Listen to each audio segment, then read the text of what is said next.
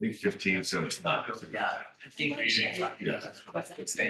15, but equal, so it's still off the top. Yeah, that's right. Maybe they do. I think higher because of kind of like so. All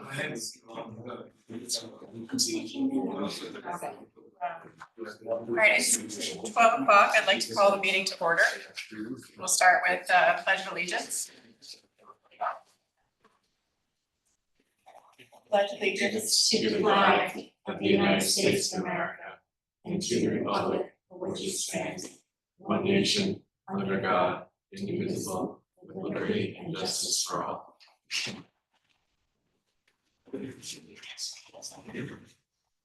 Make a motion to approve the minutes from July 22nd meeting. Second. All in favor? Aye.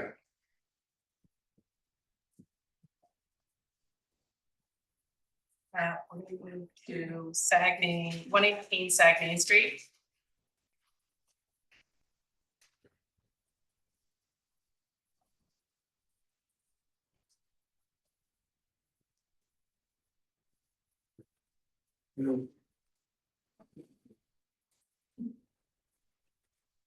Start? Yes. My name is Ricardo Romulo. I am the architect for 118 Saguenay.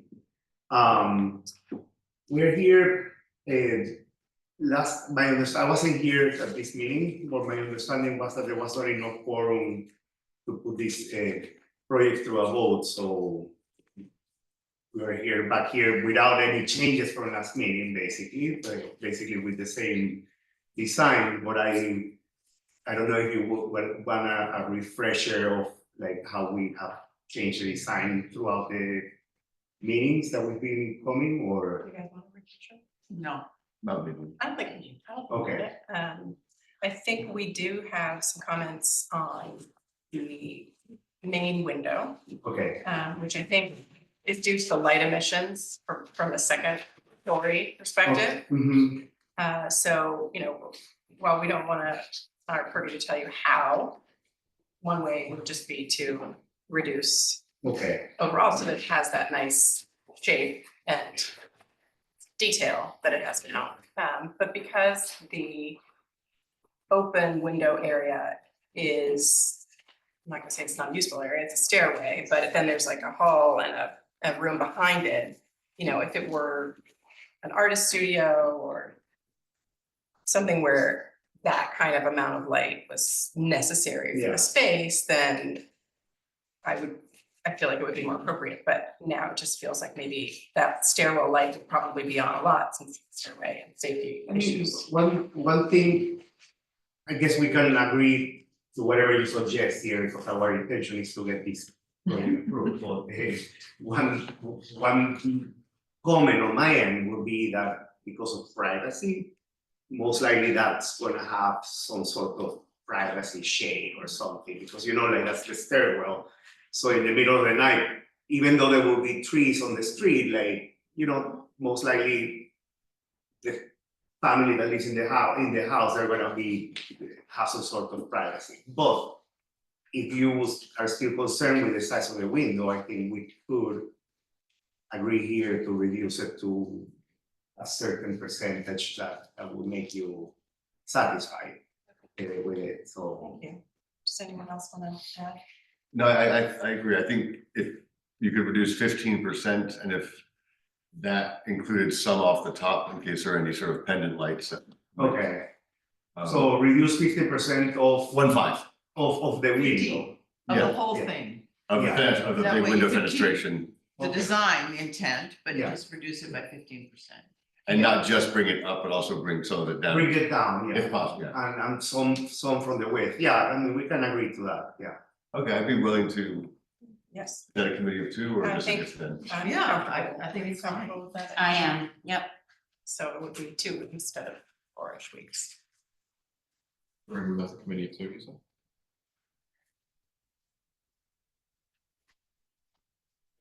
Um, That's it. Great, so just send a picture with 15%. okay, then consider it done. Okay, and then do we need to come back to the next meeting or? no? Two people will look at it. If you want to. Board. Ah, okay. So as soon as you can present that to us, Yeah, the committee of two will come and review the plans together, the two people, okay, soon after you give them to us. So okay. Sooner those two things happen. That's right, yeah. Okay. So. Yeah, you go and do it right, bring it And it will just back. be just a front elevation, basically, nothing else, okay. Okay. Okay, Thank you Thank you. very much. so I will make a motion to move that to the committee of two. Second, one second? Second. All in favor? Maybe do it right. All right, we are gonna move to 124 Seascape Lane.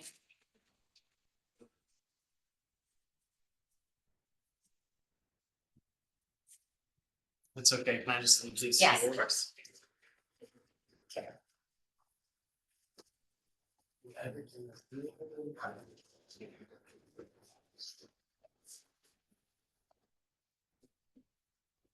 Decking, siding, windows, walls. Siding. No, decking, And what was this? Like, chimney pad. oh, okay.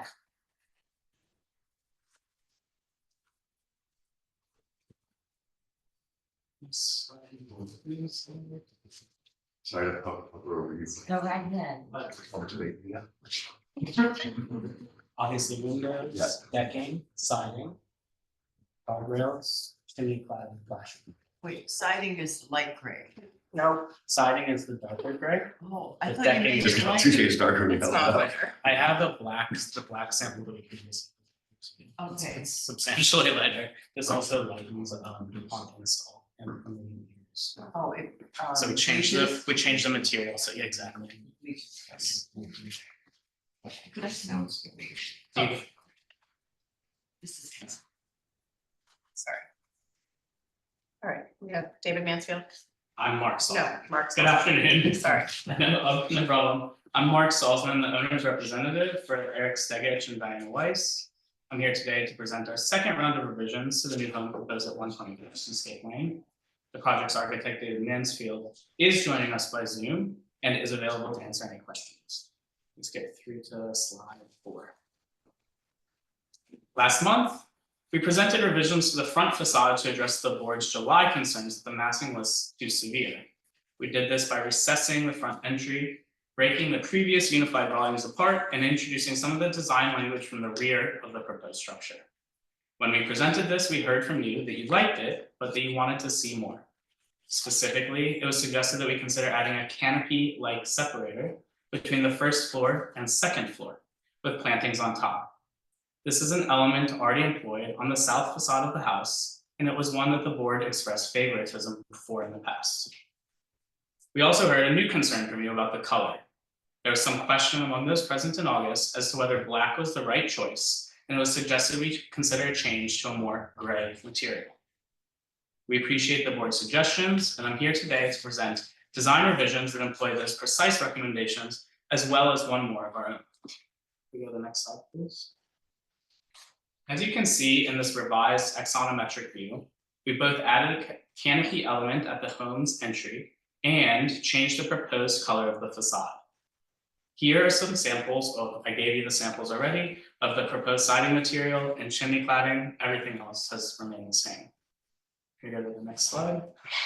And as you might be able to see a bit better, in this next image, we've also added planter boxes into the wall that shields the home's front entry stair.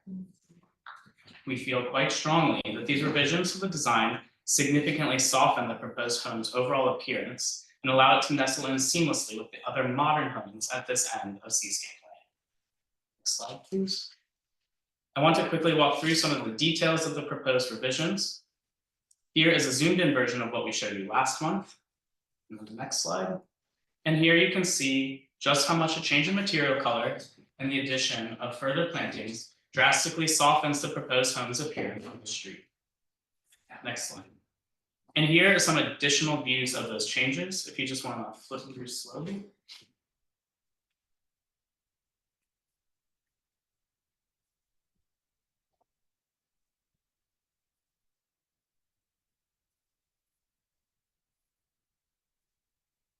Let's stop here for a second. These adjustments had no effect on the amount of glazing proposed for the home. As a reminder, the total amount of glazing is less than 20%. Slide.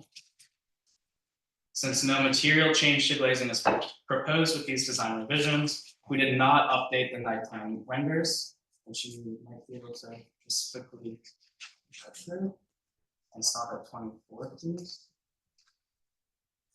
I would like to remind the board that from this view specifically, the reality is that it's heavily obstructed by a quite large cherry tree that we intend to preserve. Next slide. This is 25. Yes. So for the rest of the presentation, we have some additional detailed drawings that would be helpful, but I do hope that the board agrees with us that the design is now highly contextual, and we're hopeful that the board is in the position today to grant us an approval to proceed. I look forward to your questions and your comments. Yeah, it's been a long time. You've been working on this house.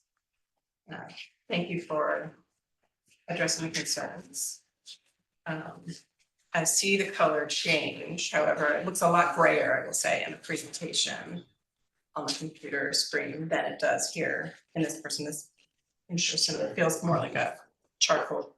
So we've been told by the manufacturer that this weathers quite quickly upon exposure to light, and this was the sample that they were able to send us, but we were in consulting with Delta. They did represent to us that it should look something like what we presented to you on this. I do have the example of the black that we previously. I actually would love to compare. Yeah. And then this decking, is that something we see vertically or is it just? The deck, you don't see Yeah, it. okay. Except for maybe it's on the face of stairs, but you would never see it from the street. Yeah, we did, sure, great.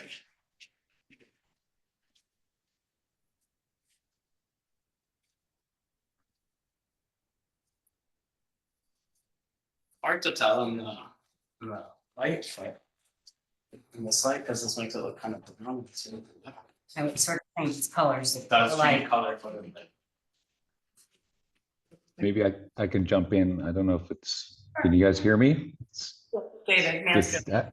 David Mansfield, I'm sorry I can't be there today. Thank you again for taking a look at this. So I was going to just say, with regard to the renderings and the material, we ordered the material. We took the sample from the company, an image, and we used that in our renderings. And we did have the same question. We went back to them and said, this sample looks a little bit darker than what we're actually rendering out. Obviously, you have to also consider that some facades are getting hit by sun.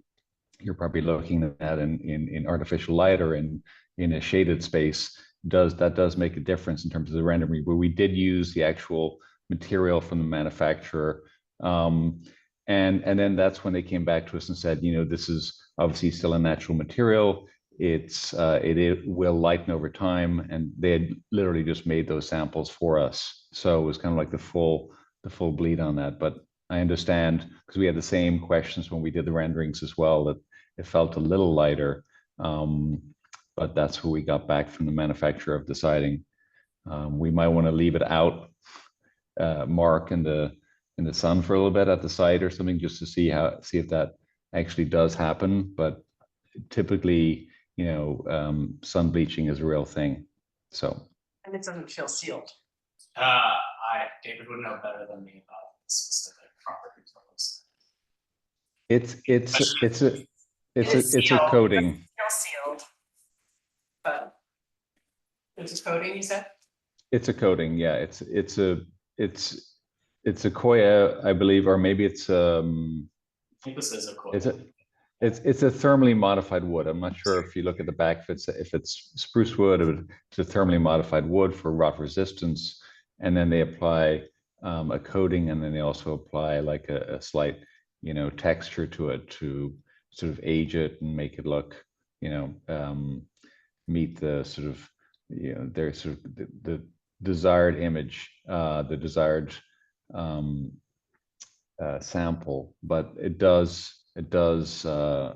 fade over time, because it is a coating. It's not a paint, if you know what I mean. It's an opaque stain that they apply to the material.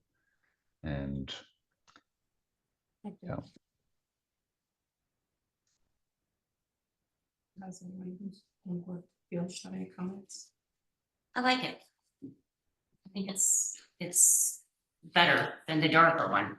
That has a lot of play with the light Yeah, and the color. the tookiness of it will just catch the light. Yeah. It's reflection. Yeah. It's nice. Which makes it lighter. It looks good. I certainly think the planter in the middle of the front helps soften it a bit, I do too. but I don't know how that works in the winter time. We're gonna have to figure it out one Yeah. out. I think it's gonna be some pretty natural grasses and some natural plant material. We'll work with our landscape designer to make sure that something makes sense. Boston Ivy's evergreen. Yeah, I'm not sure that's appropriate for this, but we'll figure something out that looks nice.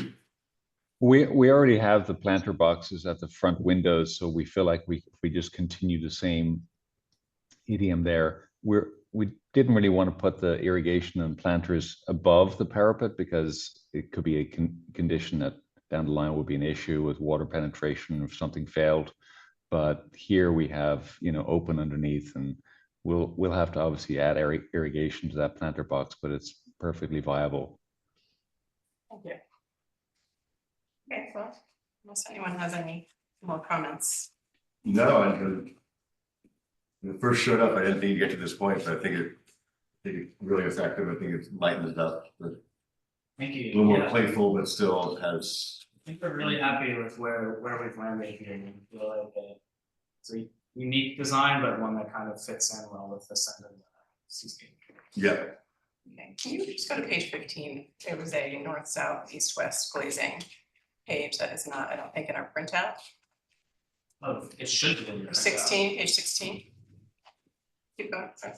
There we go. I don't think that's in our printout. Really?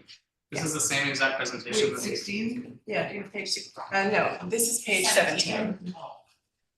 It doesn't matter. I have in mind if you. Okay, I have a quick question. Yes. When you have the slats on the second floor. Yep.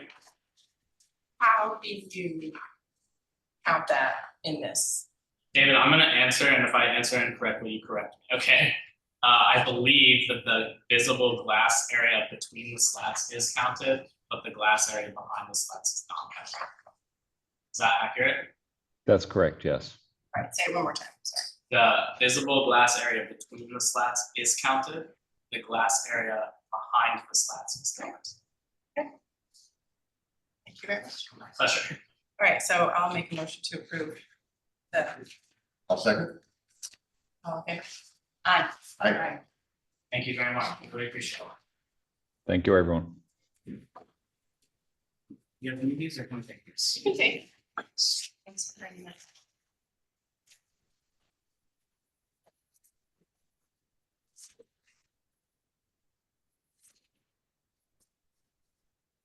Great, one piece. Thank you, Dan. All right, so my understanding is we're skipping the solar. Are we skipping the solar or not? Because they didn't have. We have everything. Oh, yeah, yep.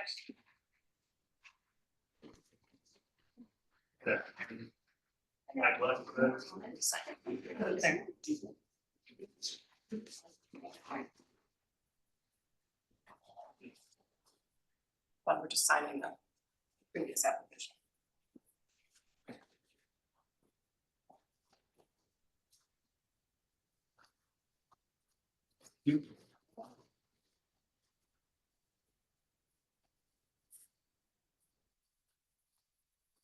Good afternoon, it's Mike Lustvest, representing Ahrb Power for the proposed solar build at the Manheim residence.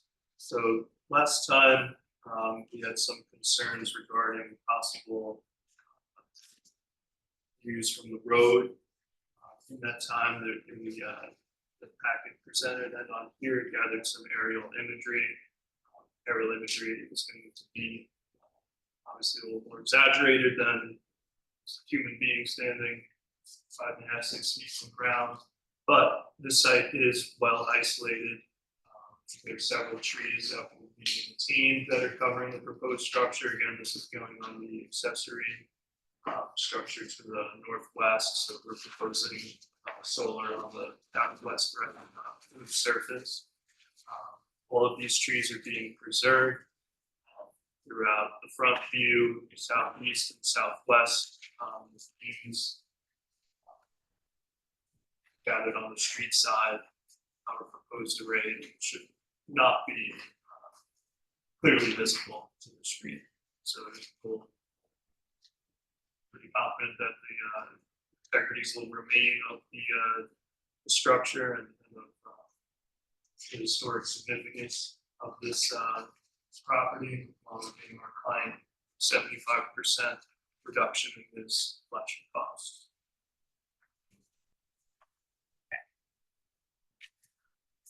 Was the board able to do a drive-by from Yes. us? Yeah. It's minimally visible, the angle, even winter, would be pretty small. Are you guys preserving the skylights and? Skylights will be removed and replaced with cedar shade. Okay.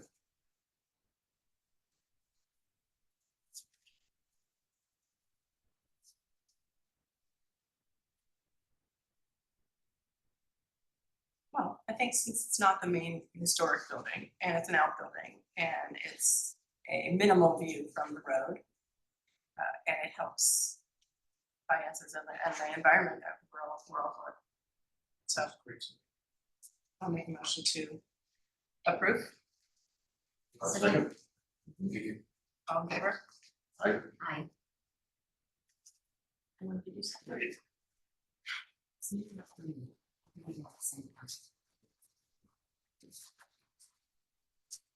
Thank you. Thanks. Thanks so much. Estimates against. Thank you.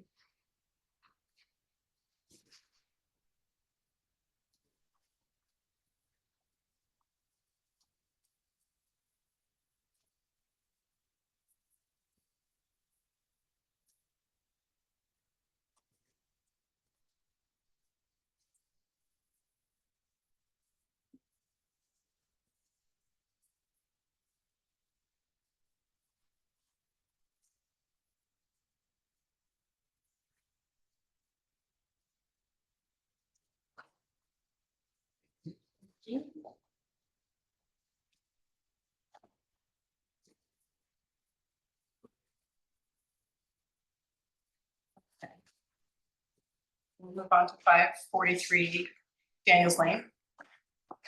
Hello, my name is Veer Nanavati from Leroy Street Studio. We're back with the project that you approved. Just some minor, modifications and updates that we wanted to bring to your attention. If we can go to the slides.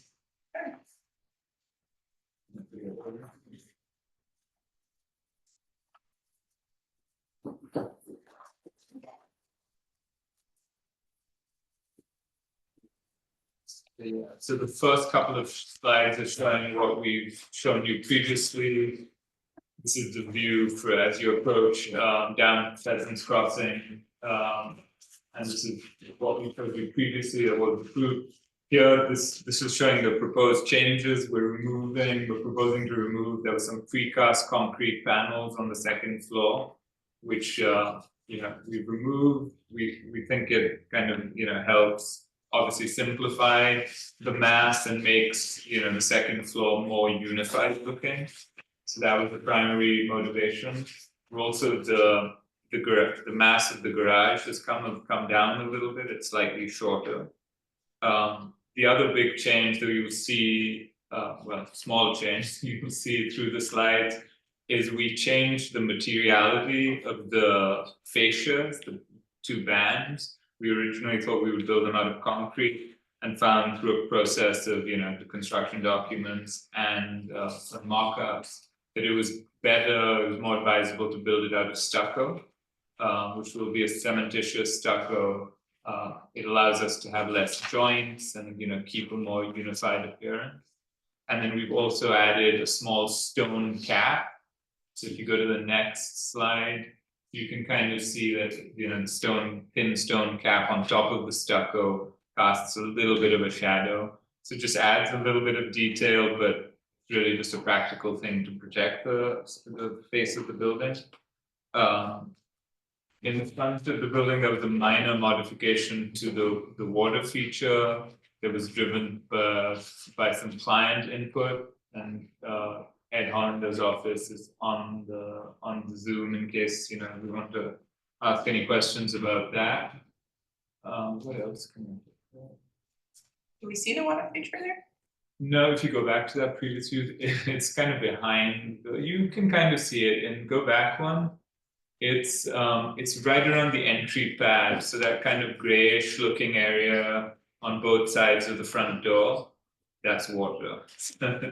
I mean, from the road, you'll never see it. This is on the property, like right near the house, you see it. It's something that you'd experience walking. Point to it on the slide. Yeah, sure. It's this bit over there. So this and this. So it looks pretty gray in this rendering. Okay. So I think that if you go to the next slide, it's moved. It's now, I don't think it's on both sides of the thing, it's just on one side. And I believe we've submitted a updated landscape plan that can kind of show the changes. This is the other side, this is the previous, you can see a concrete panel on the second floor deck all the way on the right on the second floor. And if you go to the next slide, we eliminated that. The wood looks a little bit lighter because we earlier had a batten kind of application, a board and batten, which is casting some shadows. We've simplified that as well. You can also see that little stone cap casting that shadow that I described. And this is just zoomed in on the materiality. We built a large mock-up on site, which is about 8 feet tall, so I couldn't bring it in, but I did take a picture of it, just to show you what we're looking at. And this is a small piece of the mortar. That's the kind of color we're gonna go for, this warm white. And it's real stone, it's real stone. This is all real stone, yeah. And even the cap is real stone, yes.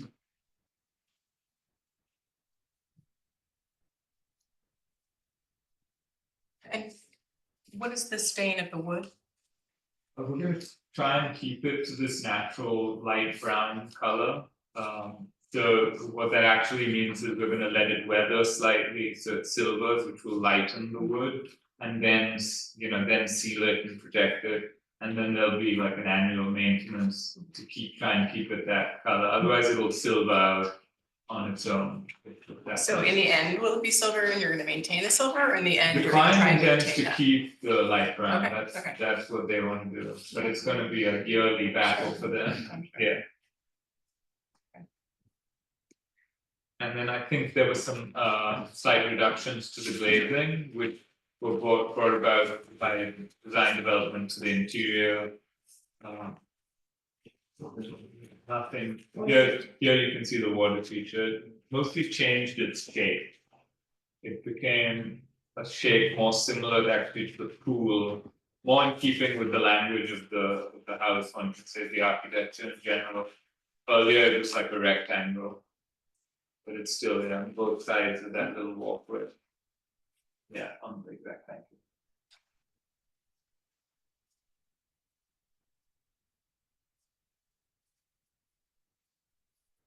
Oh, you have a screen porch. Yes. So which is tucked, under the second floor of the building.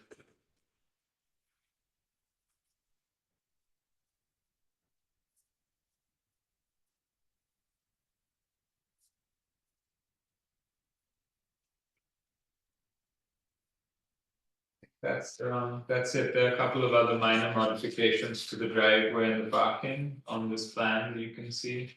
I believe the shape of the driveway and the drop off changed slightly. That's really it. There were also, actually I should point out there was a light well that we removed that was bringing light into one of the basement rooms. that's no longer necessary. But that's, that change is not visible in any of the renderings or views.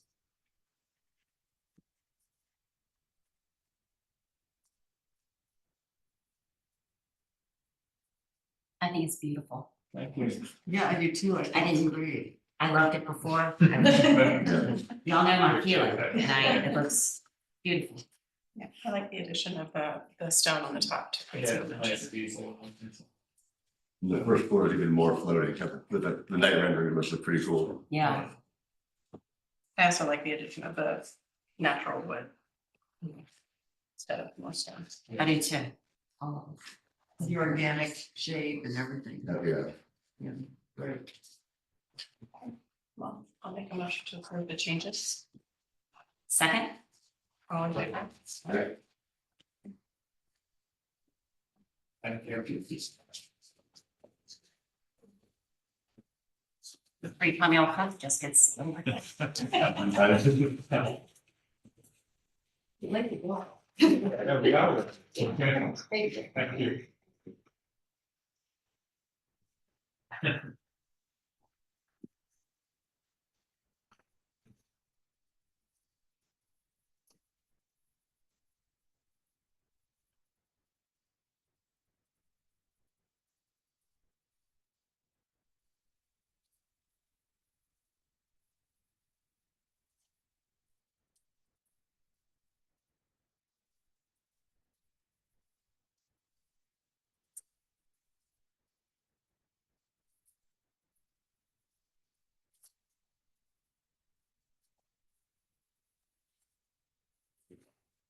Slow things down and my wife will make me drive home tonight. I'll take you back tonight after you're home.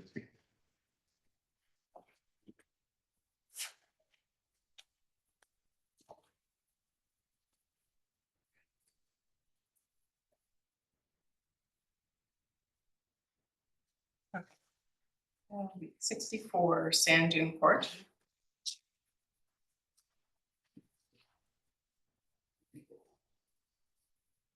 Hi there. Hi, everyone. Yeah. Francisco. Hi, here Francisco Ferranese from Studio Ramos. Sorry for not being there today. Unfortunately, I had to have a trip, but glad still making it here through the Zoom meeting. We wanted to present to you, we have had some second thoughts on the service access of the house. Should I share my screen or you guys?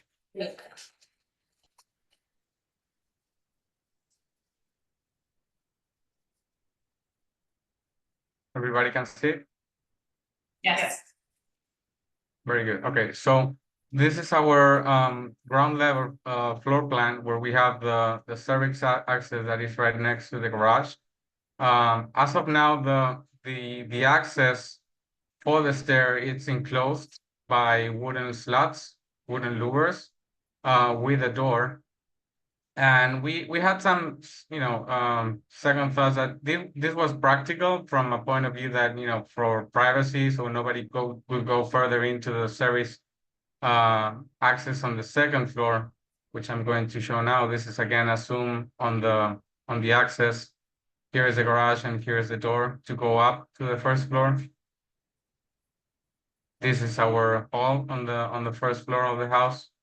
So our concern here is that since these are wooden slots, there might be a chance that, insects, wild animals, etc., might go through the wooden slots and, go up to the stairs and eventually to the hallway on the first floor. So we thought that it might be a good idea to keep the layout as it is, but instead of doing wooden slots, we could change these into breakaway walls, like the ones we have here, that surround all the platform that we have on the first floor. So this would be the proposal that we have, that will also add some storage for the garage. This is not mandatory, but we just had the idea that it might be practical for the client. And also add some storage below the stair, looking to the west. Here are some elevations showing the changes. This will be a back elevation from the north. This is the existing condition with the louvers, and this is the change that we are proposing. And here are some renderings that we prepared. This is the original proposal, and this is the new one. Again, the original versus the new one.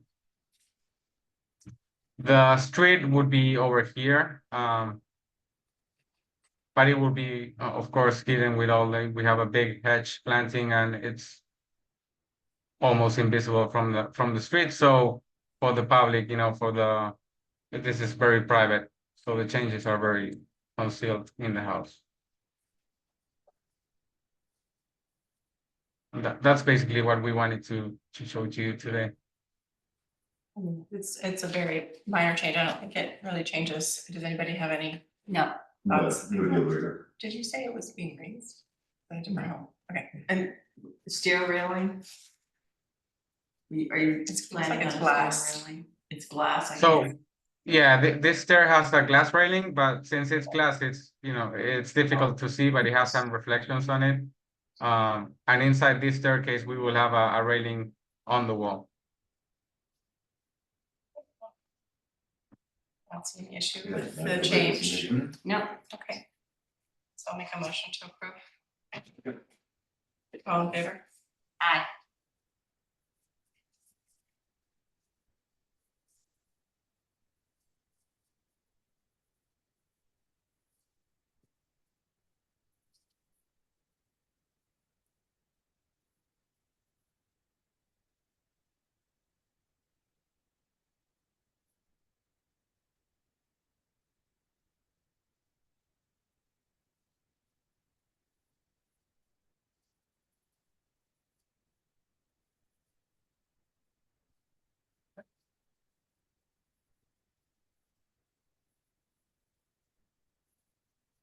Very good. Thank you so much.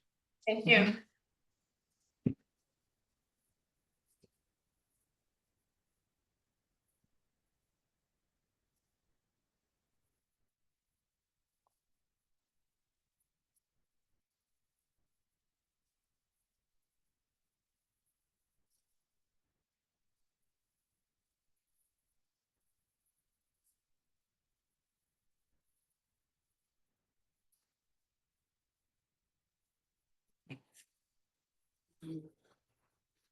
Two 39 Hedges Lane.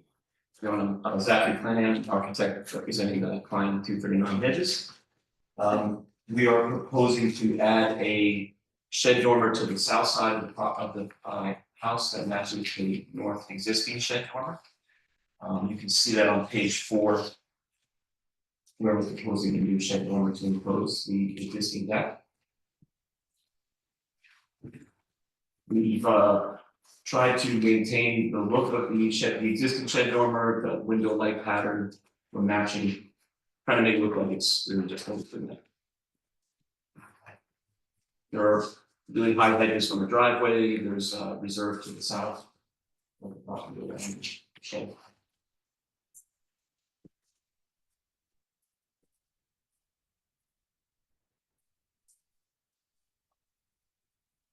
Thank you for always supporting photography. It really helps. Usually.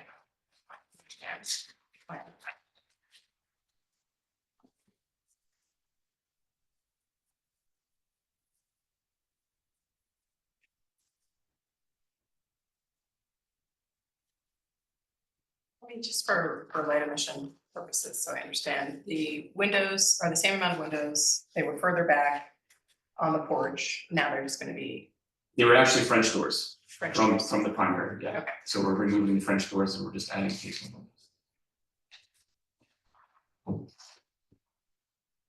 I think from the historic and design standpoint, it's a huge improvement. Look great. Yeah, Thank you. Yeah, it's very seamless. make their job easy. Yeah. Thank you. So, right, Yes, I mean. motion Yeah. vote? I know. Second it, and Yeah. motion, all in favor? Aye. Thank you.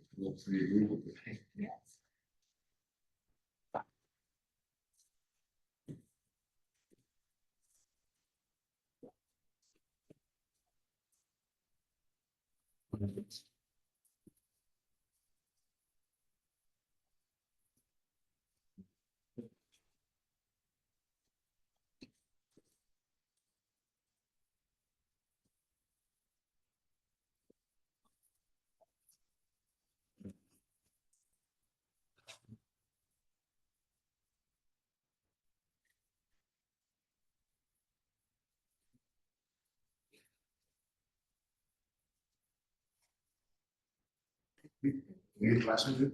Okay,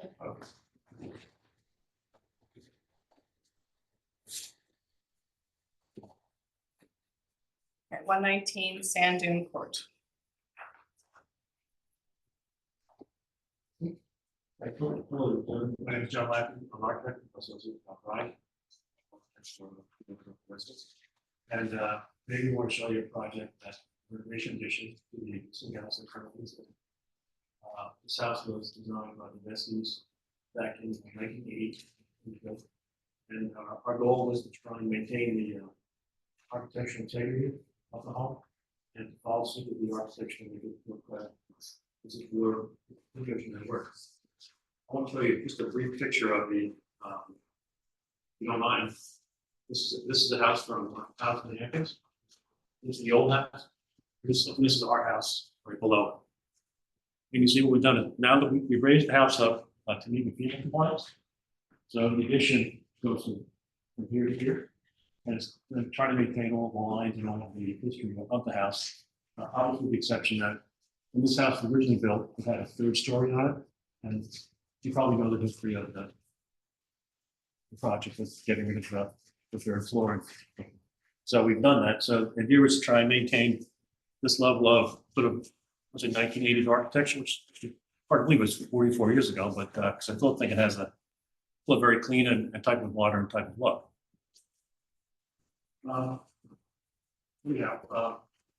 Getting back to that, the house, there's this picture to show you. We're going to try and keep the siding basically, the old cedar siding is vertical.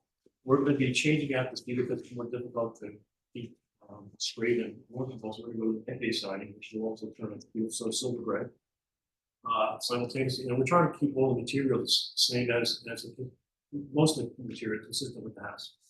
Like existing windows and doors are all going to be, they were at one point, aluminum.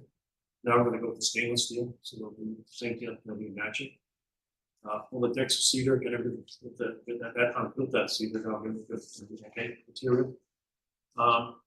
Probably the real difference between the existing house and the new house is on the lower level. And it was great. Tedeschi's had a lot of horizontality in the work, also a lot of sort of soft curves. And on the 1st floor of our house, that's where our garage is. And the way to hide the pilings that are holding it up to allow it to be elevated to the field. We have those made of stucco. And those are going to be a very sort of a tan color stucco, as not to try and compete with the house. And we want an element that would be very homogeneous and very, very linear, and to make it disappear. And again, showing back, the reason the curves there is because the Neskis also had, you see on their existing house, it curves up on the roof. You can see it better on that. You could hear the shadows of the curves on the roof. And that type of architecture. So it was very interesting and sort of very, I think for the time, a very unique house. Probably one of the most unique aspects of this house is the house. The picture I'm showing is on the it's on the south side. This is on the north side, and it basically has a big long sort of ramp up to the 2nd floor, which is an element that we couldn't keep because of the nature of the size of the house, the size of the height of the house. We need to keep that ramp like 8 on 12. And the ramp, if we get another ramp, it would have been more for a lot. So, but with the idea that keeping of the ramp everyone has access, a lot of access happened on the house on that north side. That's kind of what drove the design, keeping the integrity of it. Like the kitchen is on the north, our kitchen is on the north. On the stairs where the ramp used to be is on the north. So the idea was to try and keep everything sort of as continuous as possible in the Nesky design. He was the architect or the owner? She was the architect. Okay. They had a great career, actually. They started in the early '60s, and it's only about 25 examples of the work left. But they were quite revolutionary at the time. They were very cutting edge. Certainly, I think their existing house is now testaments to it's aged very well. I mean, with today's technology, this were a new modern home. It would have been floor ceiling glass, it would have been concrete, and this has a great sort of warmth to it. I think that really we're trying to hopefully carry through with our design. The real difference, I think, one of the differences really is also like they had an existing one. They had a light pipe rail, very popular back then. We opted for a more of a neutral towel where we did we have a stainless steel cable rail, so it disappears more and not your attention to it. And also trying to express more bars and value, which we have going. All of our windows, if you would look at the existing Nesky house, you'll see a lot of vertical windows. We have that. There's also a lot of very rectangular windows, which we also have. So we try to keep our design outlines in conjunction with what was there. Did you put the book here?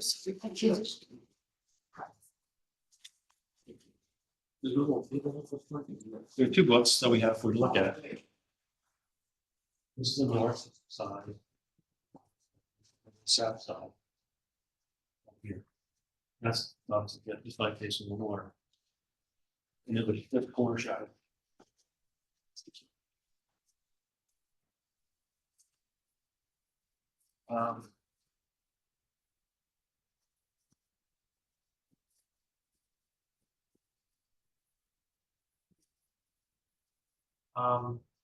So this is these are the light studies that we did for the project, and you'll see that ultimately at the end of the day in the pie chart, we want to put the glazing under 20%, which we have done, which predominantly most of the glazing as in the Nesky house is on the south side, taking advantage of looking at the ocean side.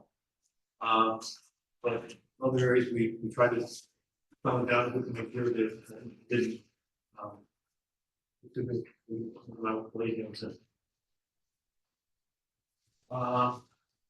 anything else I can add to you, or question I can ask you? Do you have the dimensions of the larger window, the large north facing window by the staircase? Decided for false. 17 feet tall. That window is where the interior stairs go from first floor to second floor. Yeah. And It would be lit being a staircase that does sort of face 43 and 59. Same. yes. So I mean, Existing Nesky house had what, 3 bedrooms, 4 bedrooms? The original. And how, this has like Oh. 5, 6. we have the floor plans. Can you put it up? We have the floor plans. That went up, I guess. It has in this Existing house is 5 bedrooms. Right, thank you. That's 5 bedrooms. right, the existing, Yes. they're small. They were small, right? Yeah, they were 100% they're small. And the cantilever roof in the second floor, how far does it protrude over the windows? I'm sorry. Oh, sorry, the cantilever or the roof, it seems like windows are set back a little bit off the walls. Yes, well, there's a pergola detail, which is also on the Nesky house. There are cantilever on the front, on the south side. 18 inches. Okay. I think it would be helpful to see plans for the existing house so that we could see Here, side by side. We have Maybe visuals, that should be submitted the existing plans. At least. This is, did the owner die or what happened? How did it? The owner did not die, they sold the house. They sold it, okay. Cause I was in it, I went, yeah, That's beautiful. yeah. Great. When was the original submission? Date of that. Month. This is going back to 2022. Wow. Yeah. But was it approved or no? It was just a submission. No, it was just a submission showing the existing. Yeah, Okay. it was really for a rejection letter for the zoning board. How many feet is it being raised for FEMA? Well,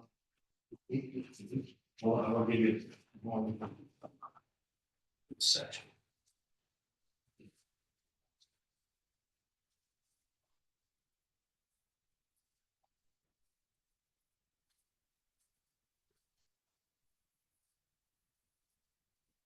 The zone is VE 16. And presently everything is at raised. They're going 20. Gotta go to 16 means- 18 feet. Was, I'm assuming. Yeah, it's correct, with the above freeboard. With the 2-foot freeboard. So it's being raised 16 feet, what you're saying? Right. Am I- A little bit above above the elevation nine. Elevation of existing first one. So. Yeah, 2 feet above 3 now. That's a whole Yeah. floor. Yes, Yeah, it's it's, essentially what, Yes. it's where the garage and the new garage is located there. I think you said that numbers, no, right now. I have an understanding. Thank you for bringing the books of the home. That's helpful to understand your goal. With the design, I think you're doing a good job that way, and I like the design. My biggest concern, I think, is the amount of windows.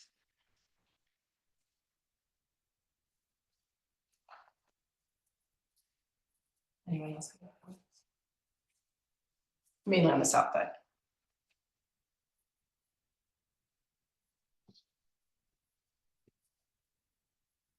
I agree.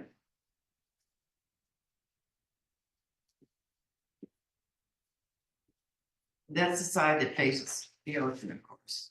Yes, that's correct. It faces the ocean. It also faces 4 other houses The across south, that, the south. Yeah. The little.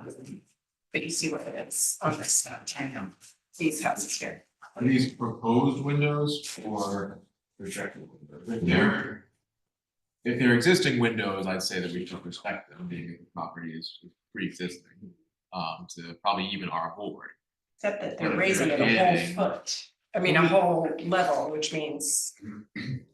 That it's, These was a proposal, but in true with the Nesky design, that side does it, it's a series of sliding glass doors, along the whole south side. Is that still the case? There seems to be a railing. Is there, It's a solid railing. is it set back enough to walk between the railing and the glass? Yeah. So it's like 3-4 feet setback? I think It's 4 feet. 4 feet.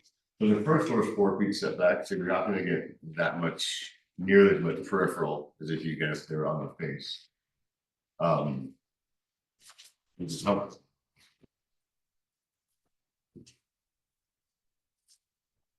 for the neighbors right across too, like you would show them these plans and actually wrote a letter of support, so they can have the issue with the design of that. And I think when it comes to that north larger window, it's almost out of our hands, but to address that as light pollution sort of our. It's not even our opinion, sort of mandate kind of thing. Yeah. So that's when that would definitely have to be addressed. And that was on the south side eventually, that neighbor, the park, where it's similar to what existing. Yeah, Okay. 110 and 122. Those are the ones. Yeah, Right and the- across. that's to the south and the north of that big one that I think the light picture we looked at those two. I mean, and I don't see in the books really the wall of windows in the way that we're getting here. So, Oh, just these are the guys here. These guys here. but it's like quadruple. Just as far as what I can understand. It's, you know, we made the. They respect But get to work with them. For that north side window that you mentioned, like. You think it's important trying to connect there, look really different that staircase. Yeah. Yeah, I'm sure we can make it small and still make it very much keep with the architecture of the building and reduce that. I'd say probably fairly substantial.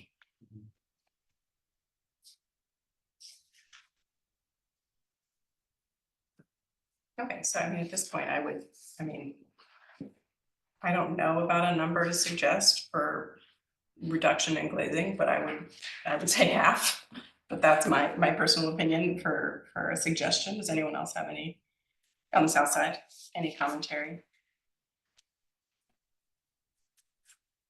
I mean, obviously, reduce glazing for sure. And this very large window, I mean, it's just. I think, with respect to the homeowner, I think certainly the north window in the hallway, we could easily reduce that. But I think but the glazing on the south side, which is the waterfront side, is we like to maintain. The biggest issue is it like wouldn't maintain the integrity of the house. I mean, if you look at the current design of the south side, it immediately changed the amount of glazing that much. It would literally look like a different house, whereas the goal is just, they said Paul Goldberg said one of his favorite modern houses in the Hamptons, trying to keep the style of the house similar, and this really matches what that style is. Can you state your name? I'm sorry. Sure, I'm Richard Krumholtz, I'm the homeowner. Says we've been trying as much as possible to keep the style of the house on the south, similar to what it is today. Is there a picture? This is nuts. Something's been done to it since these or no? These books we just had, I know, this is the older, I think this is the older book. We have a picture of the existing house that we can look at. Oh, I'm sure we do. You sent them, right? There's some issue. Ahrb. These books, because I can explain if there's not a picture, I thought there would be. So right here, the problem is you can't see this bottom floor as well, but these are 3 bedrooms, so it's bedroom here with glass like that, bedroom here with sliding glass, and there's sliding glass here, and there's just a fireplace right there. So the idea with the design was keep like the same overall, let's say this part is the extension. So this looks very similar with the sliding glass above and below, and then have it mirrored there, but obviously keep it symmetrical. So that's how we try to keep like the same overall design. And then for the neighbors facing south, obviously their houses, because they're directly on the beach, are really oriented for them to look over the beach versus look back. So the neighbor who's like immediately behind us there, he wrote like a letter of support just because we wanted to go through the plans, make sure he was okay with them. And on the back side, totally hear if that part helps to reduce the glazing, because the back of the house similar, even if we did something there, whereas if we somehow reduce the glazing there, it really almost looked like a different house. Because right now, the windows and symmetry is such a key part of the design. In this part, obviously, there's almost no windows, which just looked it up. I think it would help me if I saw actual pictures of what the house looks like now, so that I could see the integrity that you're trying to keep with presenting this new addition. There are similar angles to the. Right, proposed. looking at the book isn't really giving me an idea of what these changes are without, it would be nice to You have see. one slide here, one slide here, just did it elevation for elevation. I don't know. I sort of agree, if the impetus is to preserve yet extends an important piece of architecture, we might have to look at it more closely than to extrapolate from these two. I'd like to see what that is, the beauty of that house is. The beauty of. This Is the house existing still house there? that you're Is the talking. nesting house still there? Yeah. Okay, so you could get photographs now taken and have, I mean, I think it's an admirable project. I think you've done a good job and, you double basically double the square footage, right? If you could, yeah, if you could show the existing Yeah, and, because I believe, as Catherine said, that you did use a light hand in extending this. yes, I And do. if you could show that light hand, it would go a long way to getting a lot of windows. And we all should remember that these being set back 4 feet won't have the same Right. emanation Right. as others. I think it would help us and you a lot to show that you're following an established architecture and not. Showing these, take a really good photograph of each We elevation. can also drive by. Yeah, No. yeah. But I, in the essence of time, I just want to mentally prepare you for the fact that this amount of glazing is too much from my perspective. So just going back with pictures, I don't think is enough to get approval next month. I think the design overall is great. I just think the wall to window ratios because of the expansion of the house. And the, window to the north? And it's the large window to the north.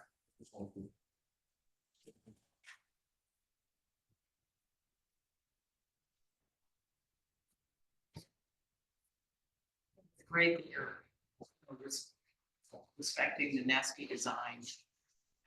And, it's hard doubling the space. Oh, we're raising it up, so. If we I know, want- I know. We want to make sure that, I understand. there's a dark texture technique. And all these houses, Wathmay, Nasky, they all had tiny bedrooms. It's crazy. And now people want huge bedrooms. Even that helps because you lift it up, almost makes it too vertical, so it helps to extend. it. Right. It's like, oh, it's straight out. So, just sounds good. So. Should I try and take pictures to match those images I showed you? there Yes. That are on the rendering? Yeah, Okay, so- yeah, And you want before us- and after existing proposal. And you want, I will show you elevations north and south, before and after. Yep, and glazing, existing glazing and. You'll see that in the. warning. And if you could bring yourself to reduce some of the glazing, that would be. If you could. And the large window on the north. Anyone else have any other questions on us? Okay, thank you very much. Make a motion to adjourn. Second. All in favor? You might want to just look back at one detail. Please go ahead.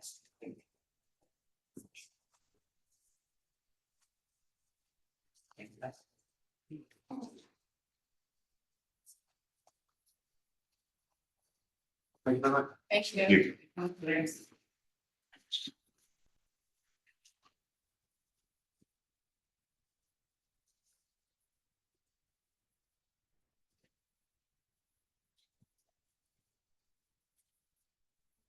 Next, a discussion item, 453 Hedges Lane.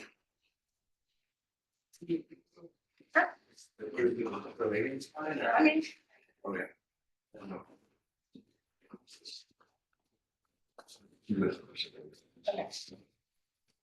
Okay, it's done out.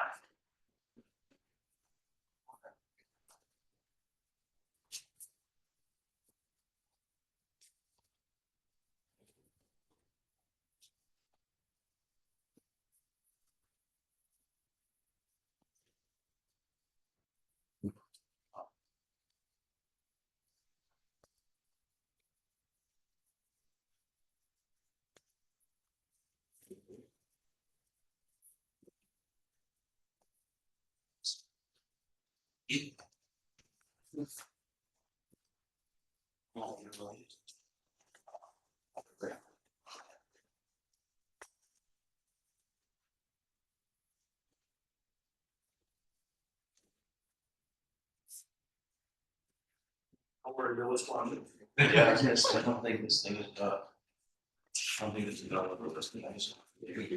There.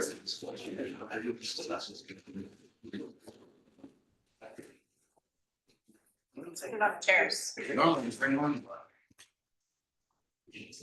Thank you.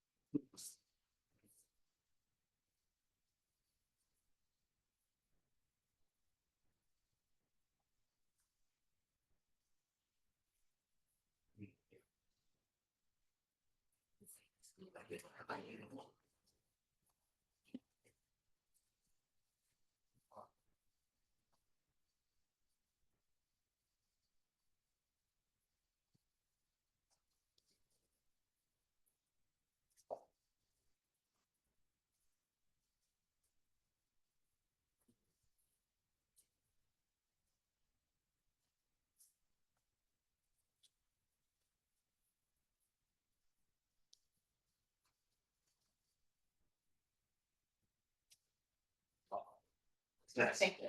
Good afternoon, I'm Brian, I'm Shay Marcinson Brewing on behalf of clients. Claudio is here, we're contracting each to purchase the subject property. And we're here for some input from your board. If you recall, I represented the owners of 871 Sackatonic, and that was a property that had a historic house on it. Also had several farm outbuildings. And the accessory buildings caused an overage on the gross floor area. We needed variances no matter what we did. And there, what we attempted to do is do an addition to the existing dwelling and modify some of the buildings, but we still needed variances. And we, with our architects, Val Florio, came to the board and gave us valuable input. It was valuable in also the ZBA's consideration. I suggested the same sort of process here. Come to this board at an early stage because there is a historic building at this property at 453 Hedges Lane. And we have a similar situation where our project will alter the historic building. In fact, just briefly, and we'll let architects present the whole application, but generally we're here to get your input and perhaps a similar guidance letter that you sent to the zoning board. What we're looking to do, there's two more what we would classify as more modern additions that were made to the historic house. And we're looking to possibly remove those two additions, and that project will be described. And Zach Stephen Ruroff is also here. He's been assisting and guiding us in the historic nature, and he can explain the history of those additions. Similarly, there's outbuildings, a barn that we can recognize as historic. Use that term lightly there. But there's certain additions to one of the barns that are more modern. We want to remove those, and we also want to relocate that barn on the property. And then we're looking also to remove some of the other buildings. And then lastly, which is proposing new construction and whatever input the board is going to give us on the new construction. So that's what ultimately we're looking for, and whatever guidance, and if there could be a letter, because the next step for us would be to make application to the zoning board with a similar variance request because of the overage created by accessory gross floor area for the accessory. But I'll let Brian now explain the project, and then as necessary, Zach will jump in with respect to the historic aspects.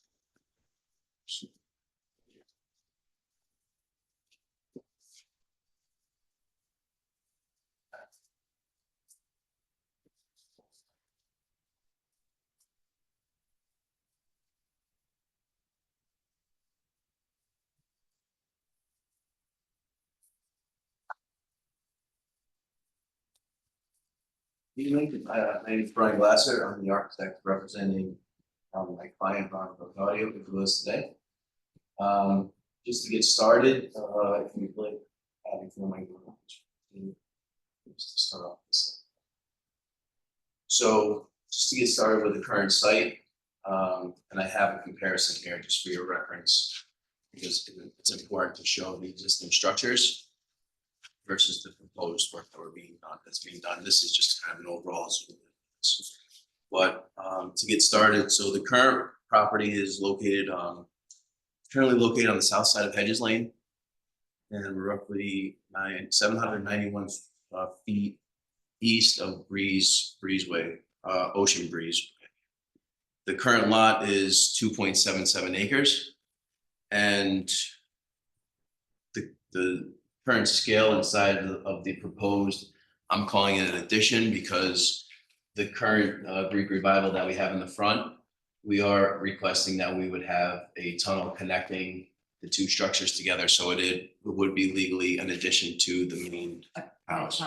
Yep, with a tunnel.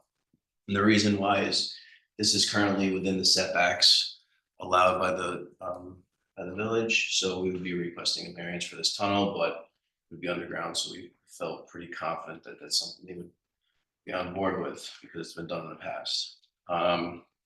So just to give you a little insight, the Greek revival originally, you'll see here on these elevations, they provided a north elevation and a west elevation, but this is the structure that we would be maintaining, which you can see in the bottom right-hand side of that image up there. The proposed design that we're adding to the Greek revival would be a vernacular style farmhouse, and it's related to the agricultural lifestyle of the 18th and 19th century in Sagaponic. So that's where the whole concept of this came about. When it comes to the architecture, if you want to pull up maybe the elevations, you'll see we have, I'm not sure what these, maybe 16. So 16 gives you an elevation of the front of the house. The one goal I had was to break down, the massing, was to actually locate it behind the Greek revival. So the garage area would be hidden behind the back of the house, and which is in theory making it seem maybe only 2/3 bigger than what it really is.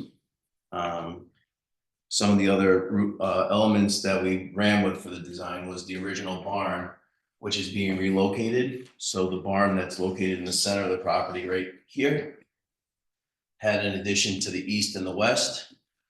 And we're proposing to remove each one of them, which this was, I guess if you'd call it an illegal apartment or just like a living space, and another garage structure, which was added at some point. And Zach can probably get into a little more details with the additions. So we'll basically be relocating this structure, and that was kind of the feeling or the DNA, if you call it, of the proposed addition to the house. So going to this, we had, we use similar roof lines, which in some of the other renderings, they show like a 10-on-12 pitch. With also within the front, if you look here, we used simple shed roofs coming off, showing just breaking down the massing of the gables. Try to use clean, simple forms. Also, towards the west, you'll see a salt box proportion, which helps break down the garage. That's always a challenge when it comes to the massing of a garage and how big it is. So I felt that from the west side that you could see on elevation.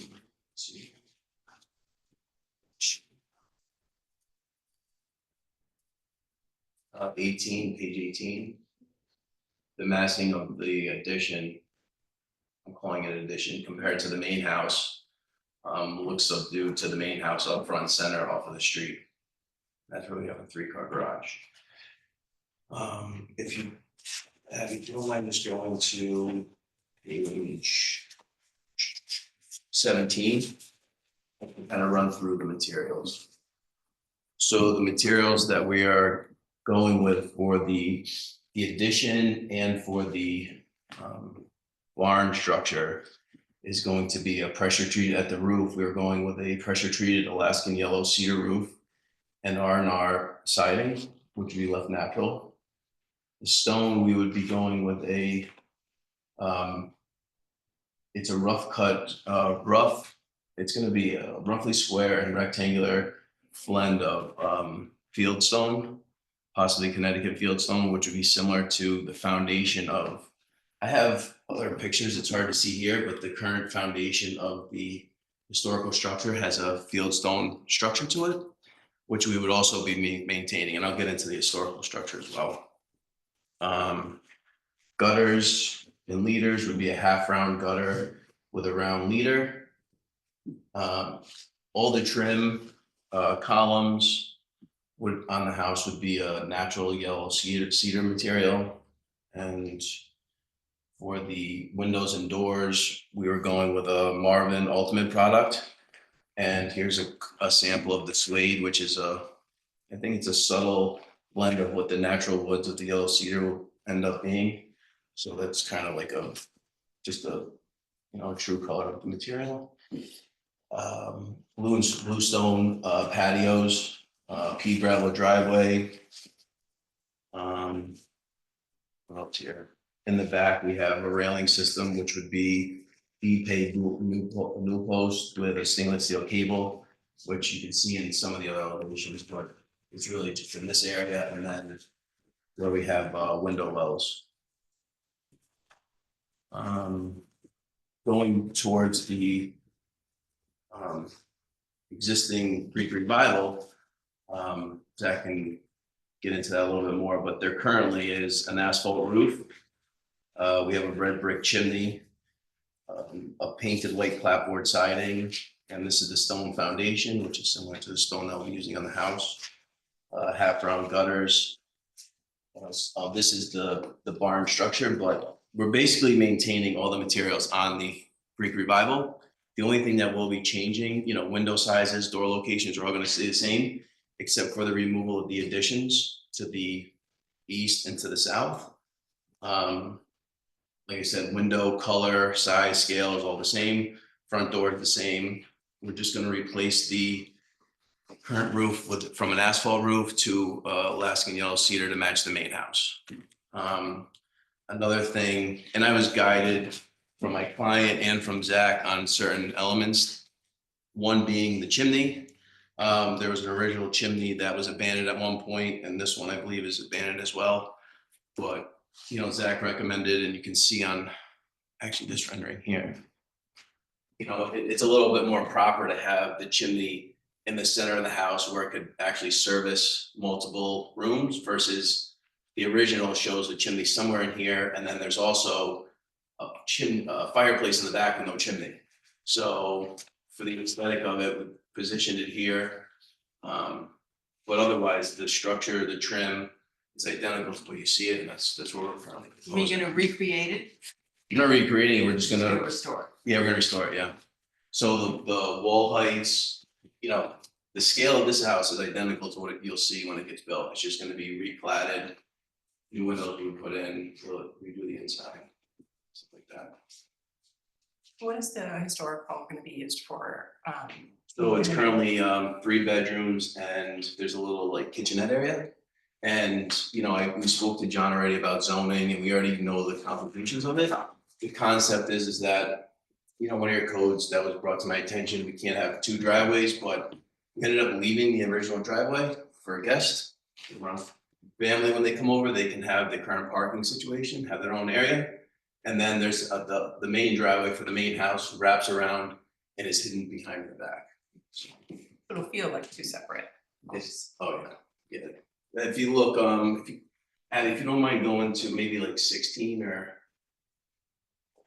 So it might be like 50 feet between the 2 structures. And another thing, we brought the barn, if you look here, the current barn situated all the way pretty much in the middle of the property. The new barn structure now, you'll see it getting pulled up forward. And we created basically, this nice environment where there's still separation from the street to give it presence, but also giving my client privacy from Hedges Lane. So How intent are you to keep those two so close together, the historic and the new homes? we were, wait, Because I know you're planning to connect them with a tunnel. How Yeah. intent are you on keeping them that close? Is there a way to separate them even more so that it felt the historic could stand alone? A little more? yeah, I mean, it's, so I think we're at like 50 feet. The issue, and we're in the process of hiring a landscape architect. But the issue that I naturally saw with moving the structures around was the further back we pulled this, the more I would want this to naturally go back. And right now, the current tennis court and the spacing here is all kind of locked in place. So if we pulled this back, then it would have basically be looking out of the house at the side of the barn versus, looking out of the house and having your views to the farm. I have a question, and it's on page 14, That's the existing, yeah. right, it looks like the existing Greek revival goes back, now you're proposing to remove all of that stuff and Yes. back, And that's what, yeah, Zach will get into the, okay. there was additions at a later date that were. made to the When was side. the original one built? Maybe Zach can step in at this point. That's what I Yeah, Yeah, I'm Zach Stubenroth, architectural historian and reservation consultant. I had an opportunity to study the house quite thoroughly for the present owners, who wanted to learn more about it. And what we discovered is that the original house, which Sally Spanberg's report dates approximately to 1830 or so, Greek revival style. But the large two-story back extension, and that's the original supported on stone foundation, as Brian has mentioned. The extension to the back of 2 stories and the lower to the east in the front are all on block construction. They don't show up in any of the maps. So they did a pretty good job trying to match the new work to the old, including that side extension, which had the bracketed sort of parapet front. They were attempting to replicate forms of the original roof. They appear to date from, I would say, the 1930s or so. So this is always a discussion, a decision as to what is historic. Because of course, those of us who drive by there, that's what you're accustomed to seeing, and you find that to be the house. But if we really analyze it, those extensions pretty much compromise the appearance of what had been the original house, which was improved with an Italianate Victorian period roof with the brackets, and retained its original doorway, 6/6 sashes on a stone foundation. So that really is the historic house, that kind of cute. The chimneys have been rebuilt, and that's why we're in a position of fortunately, because the present chimney is in the wrong spot. It doesn't rise up within the ridge of the roof, it's supposed to do. It's kind of forward of that. So this gives us an opportunity, because it's not old, it's going to rebuild. So this gives Brian an opportunity to reintroduce a chimney, a functioning chimney, which will rise up through the ridge of the roof, but within the exterior wall. So that is the house, that is the historic house that Sally correctly depicts in her report. As to the barns, or briefly, the large barn, quite interesting. It's actually gone through 4 stages of construction. There's an original barn, so-called English type barn with a centered sliding doors, which at some point probably in the 1850s or 60s was doubled in size. So now, and that's why you have a pair of sliding doors on fronts, twice as long as it would have been. So that's the original one. That in turn has been enlarged twice, once with a shed roof extension to the east, and secondly with some kind of apartment structure to the west. Those are all really of modern construction.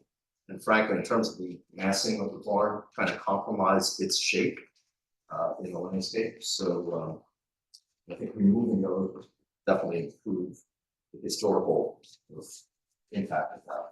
And to the point about separating the new from the old, I think using a siding which is quite different in color and type from the new construction will very greatly contrast with the restoration of the Greek revival house, which is white clapboard and And so the separation of those two, which will be real and visual, is I think enhanced by the use of different siding materials that kind of improve the separation visually. So that's the historical assessment. And just so you know, just to add to what he's saying, I provided a set of existing conditions for all the structures. So we have floor plans and elevations of all 4 or 5 structure lots. That's what.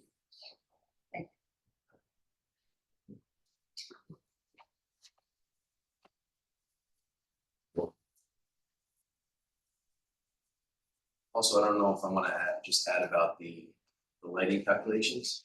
Because I know that's a hot topic. Yeah, thank you. Well, we're with under 20%. Let's see, maybe at on one of the elevations, we're at 25, but it's facing a barn structure.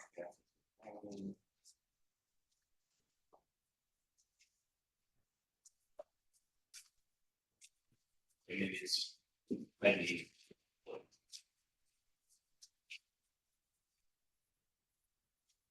There we go.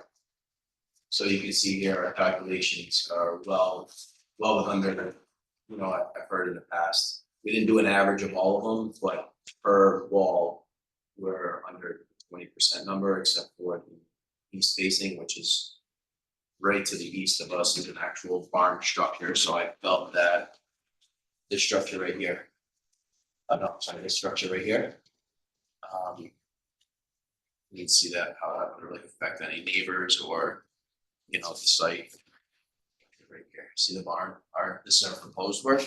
And there's a large barn structure here that's currently being used for, oh, there we go, here's another. So the proposed addition is somewhere in here, or the relocation of this barn is gonna be here, somewhere up in this corner actually, and there's a large barn structure.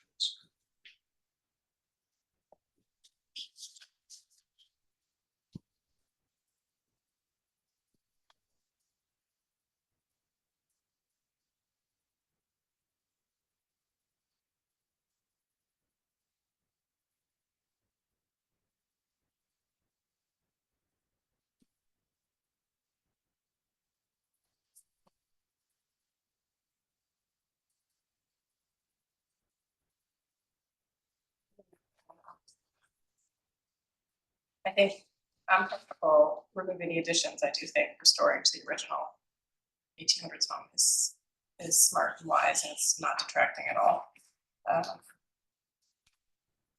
I think, unfortunately, the huge home behind it affects its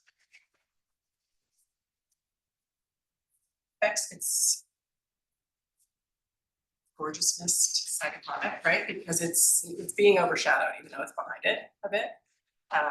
And I think, I understand your layout, but you do have a lot of land to work with, it looks like. And I know you want to connect them, but I really feel like, I don't know how you can separate them more. I think through landscaping, looking at this, if a leading edge was hedged here or somehow it had some sort of separation. One thing, just when it comes to respect to the scale of the property, so the proposed house in the center, let's just say the main house, it's 6,300 square feet. Where, if this were a clean vacant piece of land, we would build one massive 8,300 square foot house. So that's where the structure in the front was roughly, it's like 1,500 square feet of structure that we broke down and also tucked away behind. The proposed is tucked behind there versus pulling it to the left or to the east and making it stand out. So I knew, that's something that something we thought about, right? Just imagine if that structure was pulled over to the east another 20 or 30 feet. Now it's like up front and center. So by pushing it back to 50 feet, tucking, like I said, a third of it behind that historical house. And the large trees that are currently on the property would also be maintained. Because it's theoretically 2 properties, is that what you're saying? What was that? Because it's theoretically 2 properties. No, it's one property, but I'm saying if we built this 8,300 square foot house, it would feel much bigger as one big mass versus the structure 50 feet behind structure that's already there. Is 50 feet a magic number for the No. tunnel? Could it be more or? The only, so this is a discussion I had with my client about, I have no landscape architect involved. There's a lot of property here, a lot of moving parts, so this is my attempt at moving massing to make it functionally work for Just him. wanted to, I mean, I think that's one of my favorite houses, that Greek Revival house. And it's a little jewel. We just want it to really, you know, shine, you know what I mean? And if it, maybe if the other house could be set back a little more and landscaped and, you know what I mean? So it pops out. It's because the way it is now, it's like a magic little house, you know, the way it sits there and the barn is kind of off center and, you know, all that jazz. So that would, we just wanted to highlight it, you know, to shine. So That's one- all. Yeah, one other thing, just to bring your attention, currently, if you look on the site plan, which is a little more technical, you'll see basically our 80-foot setback is right here. So the structure of the main house is another 30 feet beyond that point, which usually help, you know, typically we pull this all the way up and you're right there. That's kind of where it's at, so we're another 30 feet back. I worked on a project in East Hampton when they had, it's a different area, but it was a technique that one of the architects recommended by pushing it back further. So that was something that I did use here, I know you're saying go back further, but I was stuck between a rock and a hard place with this line here and making all this kind of conform. So is it possible to push it back further? There's a possibility how it kind of interacts with this interior space, which is, I think, a nice connecting moment of nature between the house and the barn and also the pool. So to pull it back, I mean, that's. I think pulling back would be the most obvious way to provide more context to the structure. So if you don't want to do that, I think it's important you find another way to give it its own sense of place. So it's not just some sort of like folly sort of amongst a larger property. Right. And it could be, you know, picket fence, hedges, it's, you know, farmhouse vernacular, it doesn't have to be giant separation. Right. Especially you have the driveway, you have the front, you're so close to having that appear as a historical structure on its own. And I mean, the new home is beautiful. It's a beautiful design. I wouldn't change anything other than, you know, making sure they feel distinct. So I think, I mean, personally too, with the forms of these roof lines, you know, I think it all kind of blends it together, but it's still at the same time separated, so No, when that's, you look, yeah. when you look at the original site and you see these randomly placed structures, I mean, I try to organize it a little bit more for the function, but. But at the same point, it looks like it's driven by purpose and not just design, which is good quality, but also.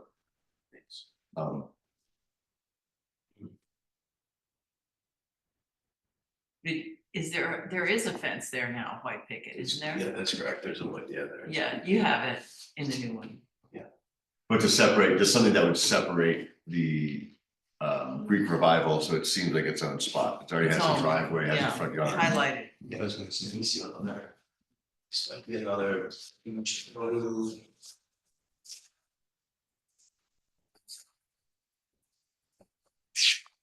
And I think if you're looking, right now it's an aerial view, but it's more intense when you look at it from the street view, you know? It's almost- Yeah, so there's a balancing act for me when it comes to presenting hard factual and then the story to my client, right? So with this is doesn't look the greatest from the sense of like, all right, it was more about just showing the massing of all the structures next to each other. And you see the separation. This is probably the area, I guess you would be. This is the area of conversation here, yeah. And that's something that we didn't mention it, but one item that, you know, I get educated as we go through these historical houses and renovations. You know, I don't know, Zach, did you mention about the kitchen in the back, how we, you know, you wanted to, you know, we had a little kitchenette area and that would be. Well, the interesting thing, the original portion of the house lacks something that it would have had. Because a Greek Revival house of that period needs a kitchen. Okay, and so the back parlor of the existing house is not the kitchen. So what evidently happened was that, this is common, but that one-story kitchen extension that would have had its own chimney was taken down in favor of building a new two-story back extension, which incorporates a new kitchen. So, Right, yeah. you can see on the plan. So just that, maybe too much process, but the point is that in the new design, we're reintroducing that back one-story kitchen type form. Doesn't matter what's inside, because you don't care whether it's a kitchen or not. But the point is, as you drive by, you see that classic two-story Greek revival type house with a kitchen extension, which is what it needs to have. And that serves the purpose in the new scheme of providing the way that you access the tunnel connection to the new. So we brought that feature back just as a visual on the landscape, and that's the reasoning. Thank you. Yeah. Okay, well, I mean, it's not a full application, so I don't know if we've given enough feedback for you.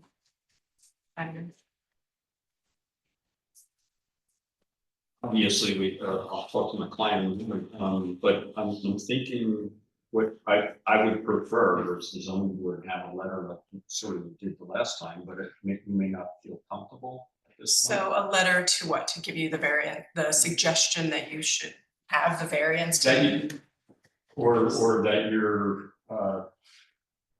you don't have any current objections, of course, qualifying that saying subject to a formal final application, but the point being is the removal of the additions. If we had to keep the additions, then it changes all the calculations. We go back to a different variance in the GFA. So that in the first instance is something. And then second, with respect to, I keep saying this, I guess the barn was recognized as being somewhat historic, but as you heard from Zach, it was so modified, and the two additions added, we're removing those, restoring the barn, what was more historical, and shifting it to the east is something we want to know is okay. As far as I hear what you're saying, I think our clients here, as far as the spatial relationship of the buildings, I don't know if our client would want to deal with that, come back and then give you something, or you're comfortable enough to do a letter, because the next step for us would be to go to the zoning board and then eventually get back to this board with a whole formal application. But I think at this point, you at least know that there's that spatial relationship is a concern. That's what I'm hearing. Okay. Well, for the first one, I think we're comfortable. I think on the demo, maybe if you could just submit photographs that would show the different construction style, even of the foundation itself, the masonry brick versus the other brick, just so we have a sort of empirical proof that there was something that we can deem one historical, is not arbitrary to deem the other one's not historical. I would say this a bit. Yeah, so the document here shows, we field measured and documented everything from the foundation all the way to the ridge. Structure, and I have pictures of all the existing. We got photos also and stuff? Oh, yeah. Okay. So we have in the basement, all the way up to the, attic and ridge. Were they submitted? Yeah, it was submitted, but it was it's a separate document. And with the formal submission, I just heard on the last hearing, at some point, if we were to show a compare and contrast of what was there and what isn't. I don't know, we could do that, I don't know how necessary it is, because the whole idea is that we're trying to keep this simple box, Greek revival structure, and then it's not like we're adding to it or kind of manipulating it. What was that? Personally, I think it's okay to remove that sort of gratuitous Oh, yeah, it's not addition uncommon. behind, of the Greek revival house. I just want it to really shine. Yeah. That's my goal for that house. So for me, I bringing a landscape architect involved, maybe manipulating the location of the structures to have that kind of work. I already heard that it's, we already kind of like the architecture of what's going on, so we were going down the right path. But for us to proceed, if after we leave here and we go for a variance, if we don't get that, then this conversation's all over. Sure, no, I mean, I Yeah. think if your goal is to have us write a letter on the first point, with this documentation, we can look into further. But I think, are you guys comfortable with the additions being able to be removed to keep the main structure? Yes. Yeah.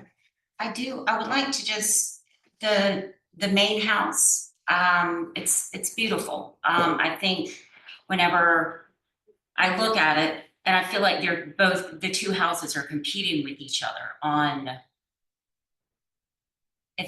for me, if this were just more simple, or you're not competing with I feel like they're competing with each other. That's just my first thought when I look at it. Yeah. I think So that deserves more separation. Yeah. And there's some kind of barrier separation or physical, or go back and have more congruity between the two houses, which I'm sure you don't want to do, being so close as you are. I mean, You even, can picket fence around it, the 4-foot hedges, I mean, it's within that vernacular, it wouldn't have to be that much, just something so it has its place in the sun, sort of. I mean, with the Deacon David Hedges home had the same issue. It ended up being 2 lots that were different, but it was so far set back. That Right. it didn't affect the historical feeling Right. going by it. but I mean, I wouldn't even be opposed to seeing something behind it that was model, just because it would be so contrast from one another. So that was, Not crazy, but but just something that had a different vibe. I have some conceptual images of, and I spoke to Zach, and maybe we went more towards the clean, simple, cedar shingles on the roof and the side, for the roof and the siding, and that's how there's a little bit of a blend between the, the main house and the barn. We did have a few concepts where it was a little bit more modern feeling, clean, simple lines, which I was trying to actually, the idea is that you see here with these, barn doors, a vertical planking, doing something similar to I that. like that. I love the barn. Yeah. I do too. I love the barn. I think it's Yeah. fantastic. So basically, if you just take the concept of, you have a Yes. cedar wall and then you have these barn Yes, doors, right? yes, If we were to take these barn door concepts and put it here, and now Yes. that has more of, yeah. we went with the simple cedar roof and cedar siding. I think that would look great. I agree. I didn't know if that was gonna be a little bit too edgy, that's why we kept No. it simple like No, that, I don't but know, I don't the know if I agree, simplicity, but- the simplicity of that is something that I'd have to talk to my client about. I just think the contrast between the two would make it visually interesting.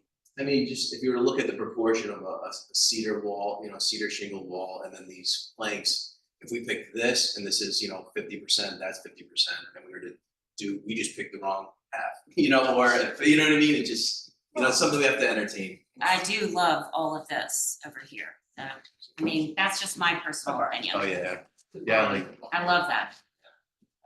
So if the other, request you have of us is to suggest a variance to set the house back. Then I think we're all in favor of doing that. So, Mr. Brewer, just to clarify, what variances are you asking for from the ZBA for us to encourage or to? Well, ultimately, and I just go back, refer to 871 and similar to that, and I can give you, but this is considered an addition, not a second dwelling because of the tunnel. And so we're doing an addition to the main dwelling, which will comply to gross floor area, so we're not asking for that, but barns already cause gross floor area in total to be exceeded, and it exceeds the accessory, so we are removing, a couple of buildings and the additions, so that helps, but with that existing barn, we still remain over gross floor area that would be for the accessory structures. And that's the only variance that it would need? Yes. well, technically, so it's this one structure here, and I believe John mentioned that we would need a variance for the tunnel. So Part of this one was in the required front yard, so there's gonna be a small. Yeah, that would be a setback because you're adding in addition to the principal dwelling that's within the setback, so that's. which is underground, so it's not, if we were to do an addition Portion of here, it is where the existing rear addition is already. right? There's still a portion of the tunnel that's inside that 80 feet, less than the 80 feet. So what we're suggesting, requesting is for you to push the house away back, that lengthens the tunnel. There's no way you can. That have doesn't a tunnel change that request, because the tunnel Just get longer. will get longer, But it's within the setback, so. the other portion, Doesn't matter. if it goes further, it'll be in the setback, I mean, within the setback, but still, it's that portion from the existing house that's within. So if you look at page 1. But it's a setback variance for a portion of the tunnels. Exactly, so realistically, like from here back is where the variance would be needed. Till you get to your 60 feet or. Yeah, so if this whole structure did come back, all this is in buildable area, so it wouldn't be a problem. And that's one thing John mentioned and Wayne just brought up too. The original addition, the original house is all here. So to request a variance underground for the tunnel is, it's more of a technical thing, Yeah. but when it comes to structures and what you're viewing, it's not. But can we just talk about the tunnel as a concept? Yeah. That's okay to do, sorry. Yes, Yes. we have several. Yeah, Sag Main Street, Sagaponic. There is actually something which is almost similar concept to this on Narrow Lane. There is the old Domkowski farm. The farmhouse is still up forward. They removed the kitchen from it. It's now bedrooms. And there's a long connecting tunnel that actually connects to a garage. They have some patio between, bedroom below the garage, and then the tunnel continues back to the new farmhouse. In that case, though, they built the farmhouse to sort of replicate the style of the original farm. So this one, you're separating the two structures as far as visual look. That one tried to maintain them to look like they were all done at the same time. Is it mainly done when it's a historic home, that we, the addition? Yes, and then they're actually off Town Line Road, the old Strong Farm. They relocated the original farmhouse south and east and connect with a finished tunnel to the new house that Michael Frank did behind it, which is actually in similar architecture style to this one. And just to add to At 603 Town Line. Yeah. one other thing to add, which I remember another job we worked on 12 years ago with a tunnel. This exceeds the max building height of an accessory structure. So what happens is by making this part of the main structure, now you're not requesting a variance for a max building height, which goes into the document, says, oh, you allowed a variance for an accessory structure to be over X amount of feet, plus in a front yard setback. So. And pre-existing non-conforming. Yeah. And then right around. Pre-existing the corner, non-conforming the superseded. farmhouse, it's the same thing. Well, it is, but the thing is, right now, that's the Yeah. principal structure, so we would be making this the principal structure, and Oh, that would okay. be an accessory structure, so now. An accessory structure would be in the front yard setback, built over the max building height, so there's multiple codes that we would be. Requesting variance for versus a tunnel underground. 802 Town Line Road, the historic four square that was there is connected with a conditioned tunnel to the modern thing behind it. Oh, that's the pool house, crazy, it's normal. Well, it's not, no, it's actually bedrooms and kitchenette House. in there, and then the Wainscott Schoolhouse is still on there. The alternative variances, there's been other cases where the zoning board has considered allowing the historic house to remain as a second dwelling on the property. And that typically is seen to be more difficult under the statutes to sustain as in not create a situation where you got two dwellings per lot. You see it all. So one of the things is always looking at, can we do this tunnel just as some of the other cases? And that's what led us down this path as opposed to asking to essentially make a second one. Could you kindly clarify what the need for the extra square footage is again? The barn? So, yeah, it's. Barn? Yeah, So you're saying that you would like us to recommend? yeah, so it's the existing barn structure, just to maintain it as a open space, pretty much. There's no living. Like a party place or It's like a pool house. It's definitely oversized. no and it's bathrooms or, There's a bathroom downstairs, okay. but it's definitely oversized for what we need, but to keep the forms and keep it simple to what it is. You have entertainment or? Yeah, it's an open space, yes. It is an open space. With at the first floor, there's basically like a sit-up refreshment area and bar area. So it's a big open space, there's no bedrooms, there's you know, we had to technically with John, we had to show that because it exceeds 15 feet, if you look inside, there's all the natural timbers that we're gonna maintain that as a big open space. The original openings would be closed off with glass, which Zach recommended would be a perfectly good way to just say Sounds charming. it's a contrast of the glass versus the opening and then the natural wood. So, but the biggest thing is no eating or sleeping in that area. You should go see the barn as it exists right now. It's Yeah. beautiful inside. It's just gorgeous. But Can I it's, go? but it's, Yes, you can always go, anything Yeah. that's on the application. The biggest- Trust us. You can? When it's up on, when it's this month's so application. you will see that current barn is actually it's a current foundation that's 4 feet tall, but it's a brand new foundation. So that barn was never originally put, it was put there, but it wasn't a real original location. In my understanding with historical preservation, to maintain the current footprint of where a house sits is it's an important topic, so. So I think to answer your question is that barn, even removing the additions exceeds the accessory GFA. So that would be the variance. So you just want to keep the existing barn size. Yes, yeah. Actually, we're Absent reducing those additions. Get rid of those The original, additions. And if you didn't get that square footage recommendation from us, how big would that? And we let you tear the barn down, then what would it look like? Well, that's the alternative, and that's sort of what we asked you on 871 was, you know, we could go in and ask for all the accessory structures to be removed, but we believe it's part of the character of the area, so we structures to keep them. So if you take it down, you can't put it back. No, You can't. No, but we like it. I love I'm it. not saying, I'm not saying, I'm just trying to clarify what we are approving by. Right. It would need Getting a letter. GFA relief and it looks like setback, setback relief. Oh, no, the barn being relocated. It's an accessory structure Okay. and it's within. Oh, So this is. It's just accessory You should check structure. All we're looking for is accessory GFA or. something structure. For that volume.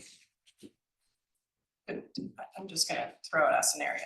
Hmm. Let's say we don't suggest that, recommend that, write that letter. This house could theoretically move over and be the only house.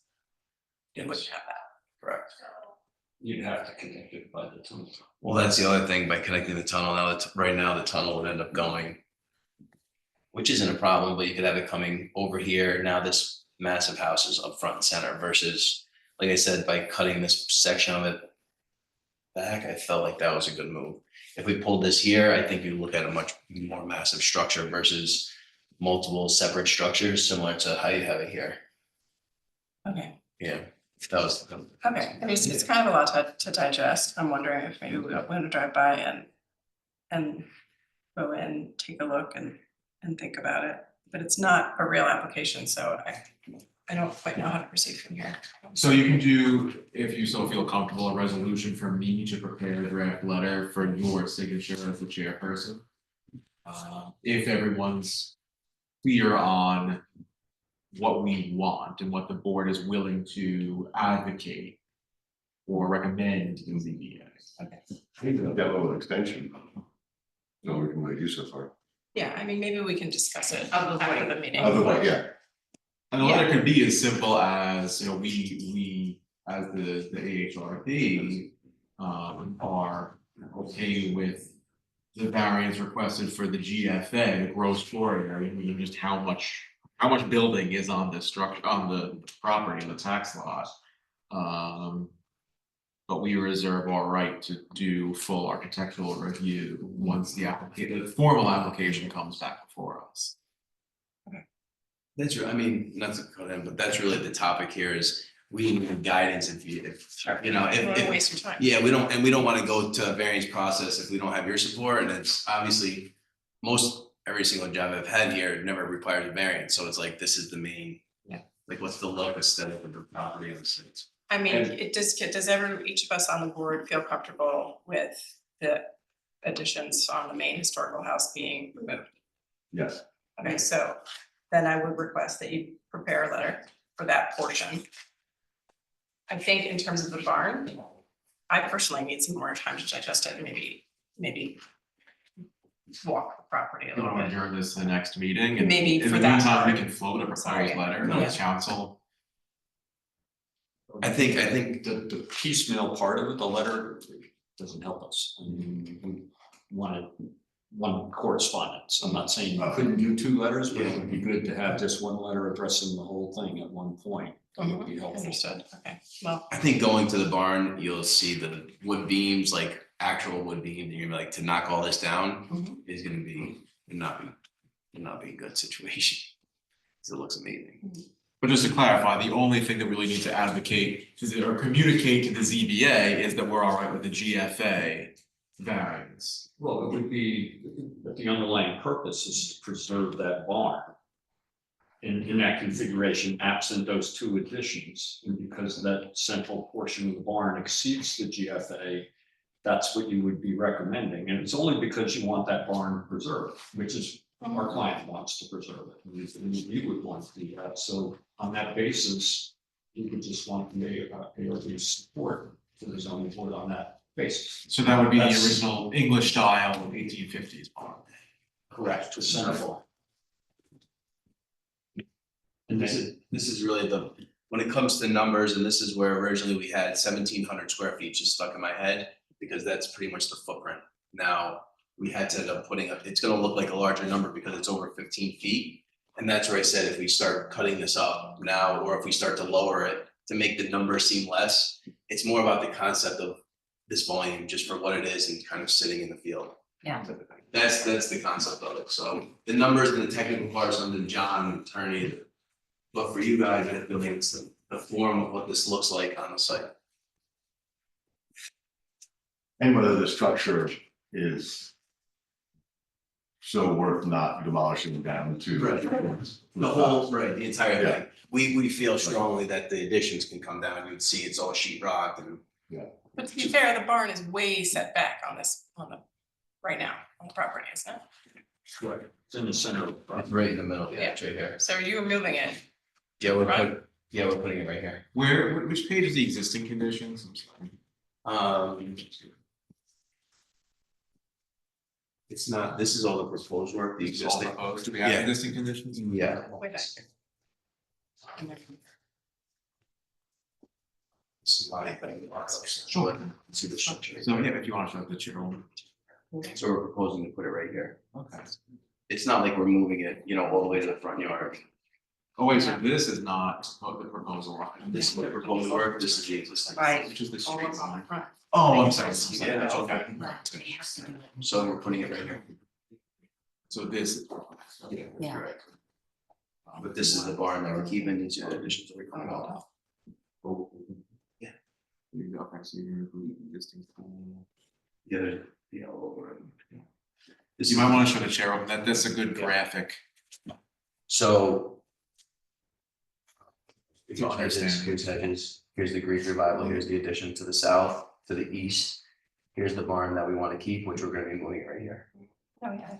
Yeah, Thank you, that's helpful. Yeah. Okay, I think, I'm gonna suggest that we adjourn this. Adjust a little bit more toward the property. And think about how we can help you get this beautiful house. Appreciate Yeah. Thank you. Sounds good. Thank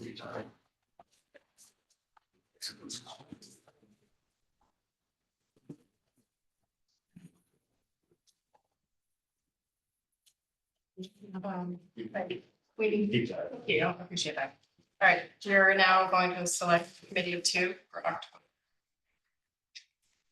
I'm happy to do it. I'm back and forth a bit in October, so I can do other people.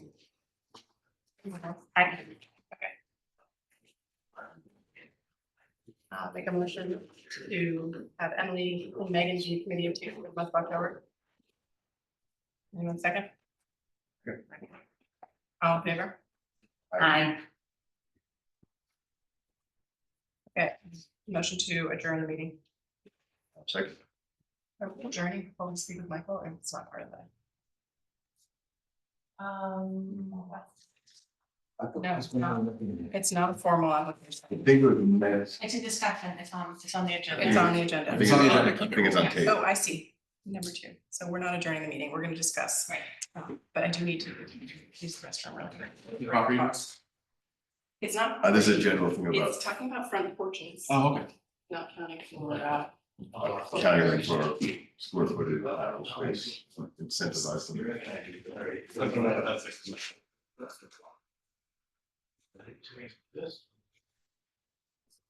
So it's special places. Like we can't use for storage. I have to like start.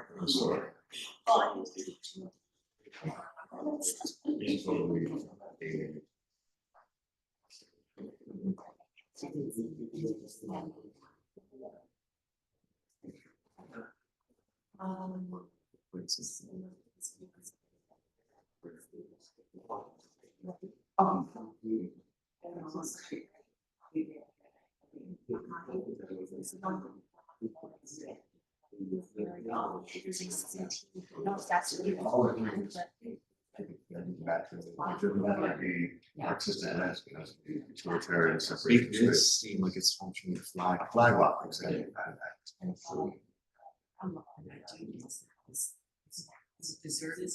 Yes. I have no. Yeah. Yeah. I have to. Just. We also have to see how.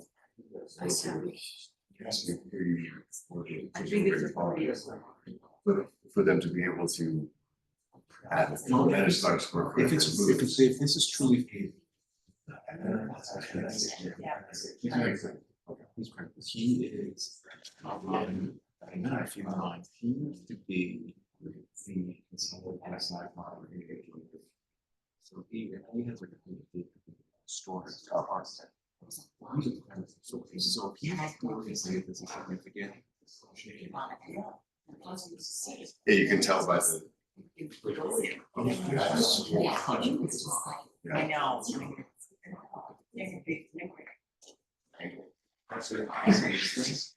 Thank you. Okay. Or is it, this, yeah. This is the. Or we set this back a little more. Full on, so these are all outbuildings. Michael. Not. Ready.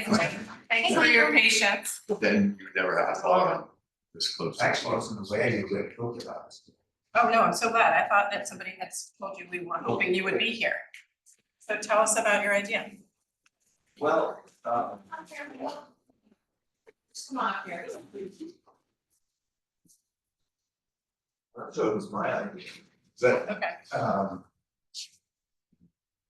I did say, actually, I could go back to like 2006, when Bill was talking about the code. And he said, you know, we've got this formula. Do you think it's going to work, Michael? Because at that stage, I thought about 30 houses in Sagaponic. And I looked at all large jobs and I said it works. It works in every case, except I thought it was a bit unfair to the people who were on the water because they didn't have a lower level, but they maybe needed a little bit more flexibility. So the code was enforced, but I didn't realize at the time that he was counting unenclosed porches as part of GFA. So what I've seen since the code has come into place is that owners have come to us for a design. They're told they have X amount of square footage, and they're told that that square footage also includes unenclosed porches. So invariably it gets down to a decision: do we have a porch, or do we have another bedroom in the garden? And what I've seen happen in the architecture in the village is that houses are becoming more box-like because the porches actually give houses character. And particularly since COVID, a lot of our clients and ourselves have been spending so much more time thinking about living on the outside as opposed to the way we used to think pre-COVID. I think these outdoor spaces are very, very important. So it's a sort of a self-defeating thing that we have. I don't know of any other village that counts, John may have, But then, Southampton, East Hampton, Zach just told me, Zach Ahrb, they don't include, I think it's part of the GFA. So I heard this rumor that there was going to be a discussion about front porches. Actually, I'm not coming from England and having sort of a more modest kind of front.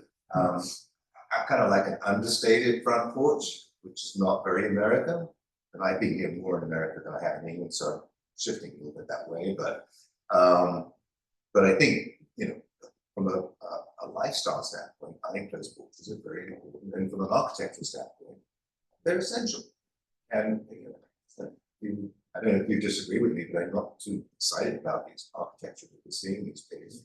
The boxes, and honestly, when we tell clients this is what you got, and all you can have is maybe a 20 by 20 porch, and it's becoming very scenic.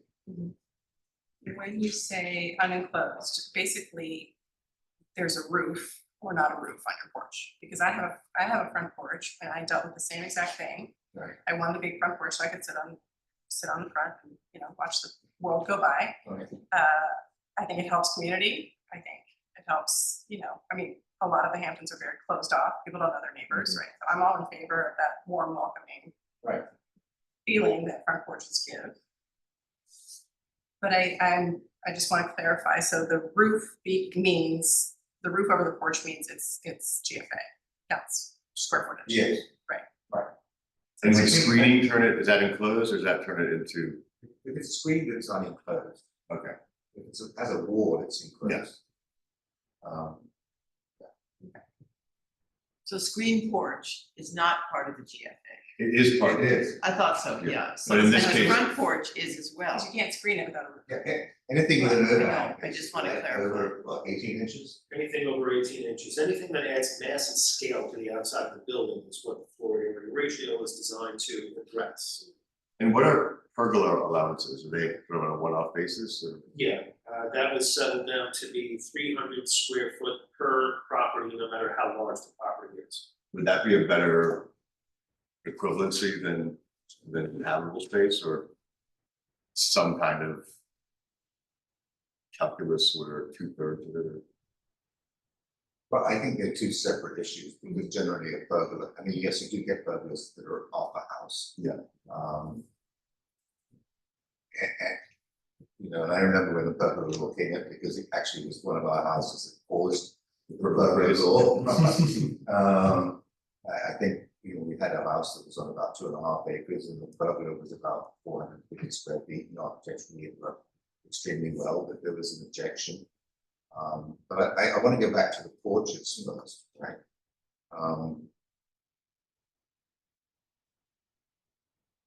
Is there a general view that we agree that they're agrarian in character, generally speaking, which is I what agree. Sandbonic's all I about? agree. I think they should not be part of them. So Square people footage. had more of them. So Correct. people have more porches, more more of the things like that. I think it's better. I agree with It you. also takes out a lot of the light Yeah. pollution that Yeah. people are concerned about. And the bedrooms just are, you know, what is it used, for, you know, for 48 hours a year? An extra bed, you see what I mean, rather than a porch, which would be used every day. I mean, So what are some examples of how this could go errant? Allowing this thing, what would you see that would be not so great? I think what happened was the prior administration was concerned that people would take these porches and convert them into more living space and therefore create more bulk. And I think that there's nothing stopping the village saying that you have to covenant that will always remain as an unenclosed porch. And I think that from a legal standpoint, zoning standpoint. Or to seek a variance to convert it to habitable space. Well, yeah. As long as they fit within the GFA Yeah, exactly. allowance. If you exceed, or if you're at the GFA and you want an unenclosed porch, that should be covenanted as always being unenclosed porch. You know, not a matter for the CBA, because that's the code. I was confronted with that and I went for more square footage. Right. and I need a porch like no one's business. Yeah. I have no view I of know, fields but- because the old Let's be house is. clear, we're talking about the front, not the back, or we're talking I'm overall, talking overall. anywhere, okay. No, because I think, quite honestly, I think the back porch is more important than the front. You know, from an outdoor indoor living standpoint, that we all try to have. Because And we would still be bound by the architectural review board's covenants to opine on the structures. I mean, Yeah, they wouldn't be couldn't able an to, insane porch. conducive to the other. they couldn't trick us Yeah. into. Yeah. But I was visiting friends in Sag Harbor and sitting out on their porch and all these people walked by and they were saying hello to them. I mean, I thought, my God, this is unbelievable. That's why they're psychophonic to avoid that very thing. No, but it was a community, you know what I mean, of people and Right. Sag Harbor on Jefferson Street. I mean, you know, just, and I thought, this is, you know, this is, you know, it's, I don't know, you know, it's America, Gilmore that's what, Girls. you know. Yeah. Yeah, Pergolas are another. rather than hedge, you know, this is my little kingdom. Fiefdom. Is there a number in which we want to give as parameters? I don't know whether you. I mean, I think if it looks ridiculous from an architectural standpoint, that's where you can step in as a board and say, this is just excessive, it doesn't, size of the floor doesn't relate to the size of the house, it's out of context. I'm not too sure that you want to put a level on it. Right. It could be a formula. Like a floor It area could be a ratio formula, or- you could say you could add 400 square feet if you had a, you know, you had a 5,000 square foot house or something like that, you could bump it up. I'm not suggesting that's the number, I'm just, you know, but I don't think there should be a number, I think within your control to make sure that it's not excessive. I think it's great. And then a screened-in porch would still remain needing, you would need a variance on it. No, only You- the you- windows. See, what we're doing actually now a lot is there are these invisible screens that retract into the columns and the beams of the Right. porch. So Yeah, it's, you don't even know it's a you screen porch. don't really want to You screen. press in a your- button and it comes Yeah, down. yeah, It comes down 4/5 the way Yeah, and stops and you Yeah. have to get a service. they have them in Florida, No, but so it's academic. I think that's a really good, it's a really good feature because we all want to be, if we had an outdoor porch, we'd all like to have it to be feel open, but if it gets awfully buggy, then you want to drop the screens. I think it's great. No, it's refreshing to I hear. think it's a good idea. Oh, yeah. There's historical precedent. I mean, I know like Yeah. Shelter Island Heights has, you see And the it's- screened porches all around. And it does soften up the It geometry. of softens most up the, places. It stops the boxes. Yeah, yeah, the box problem. When you want to have a conversation on pergolas, I'm happy to do that. The biggest thing on pergolas, with this indoor outdoor living and the code having been adopted over 10 years ago, what's happened is that now we're getting these aluminum pergolas that they look like wood, but they had electronically controlled louvers, so that if it's too sunny, you can reduce the amount of sunshine. If you at night want to leave your upholstered outdoor furniture outside, you close them completely and they don't get soaking wet with the dew. And you know, I have a little case here with John saying, you know, we can put these up and we can just not put the power in, and then after you give us the CO, we can. But the way the code's written right now, it says it has to be an open structure. But that's a roof, no, a Yes. pergola is a roof. But I can tell you that of all the wooden pergolas that we built, 95% of the owners have put canvas awnings on top, they put on the spring, they take it off in the fall. So it's not open. So I just think it's good to have codes that actually are enforceable. I mean, that's my worry, And right, there are is that we comments. do this and then something becomes, you know. well, that's why if we have a formula or a specific allowances, they might feel entitled to it. if it's based purely on the same standards that we hold them to normally. So you think something like, the porch cannot be more than 1/8 of the GFA of the overall house? But then if someone comes up with the ugliest 1/9 of the GFO house, Well, that's- then they're like, look, Well, we like still we have- win, we win. But- Yeah, well, we still have the Still, ability to yeah, say, okay. if it's strikingly dissimilar, or monotonously similar, or just visually offensive. It could be like windows, where people get a pergola this big and they want one this big, and it's coming to the football field. Little scalable, from a setting standpoint, I don't just think you need to formulaic. All right. So then what has to happen? Are you going to all the, did you go to East Hampton and tell them to? No, What I'm he's just saying saying is that they they don't have already, that. They already none allow of these it. other villages have the same code that we do. Oh, as it's far only as I sex, know. Yeah, he said that. East Hampton is gonna be doing it, Oh, East Hampton Town. 10, yes. Yeah. Right now, porches and garages are covered strictly by lot coverage, so, you find gross abuses of what you can have on a piece of property. And there are going to be tying garage and porches and stuff to the amount of gross floor area that you're allowed. Right now, the first proposal was just to include everything in the original number you got, and everybody went nuts.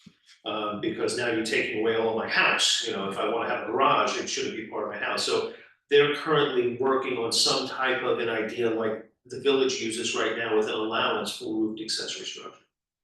So They haven't maybe come back with another meeting yet, but that's what they're moving towards. Well, they want to reduce your basement to 600 square feet.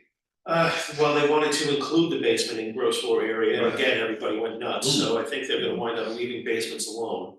They're looking at putting in, the idea that your basement can't be bigger than your first floor. But we'll see what the next meeting brings.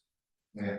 And Megan, just to answer your question as to what the next step is, we as the AHRB don't have any authority over or ability to change the code, but we can advocate to the Board of Trustees to enact a code change. As a practical matter, the person drafting the code change will probably be myself and Brian and Chris, the same office, the village attorney.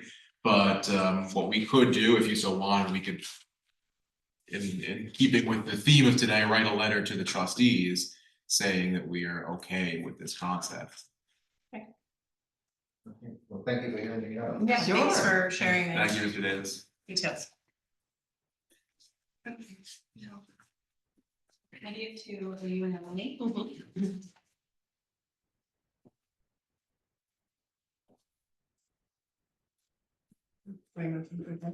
I'll make a motion to adjourn meeting.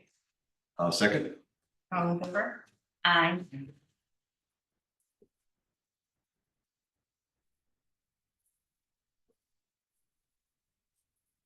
I think speaking broadly,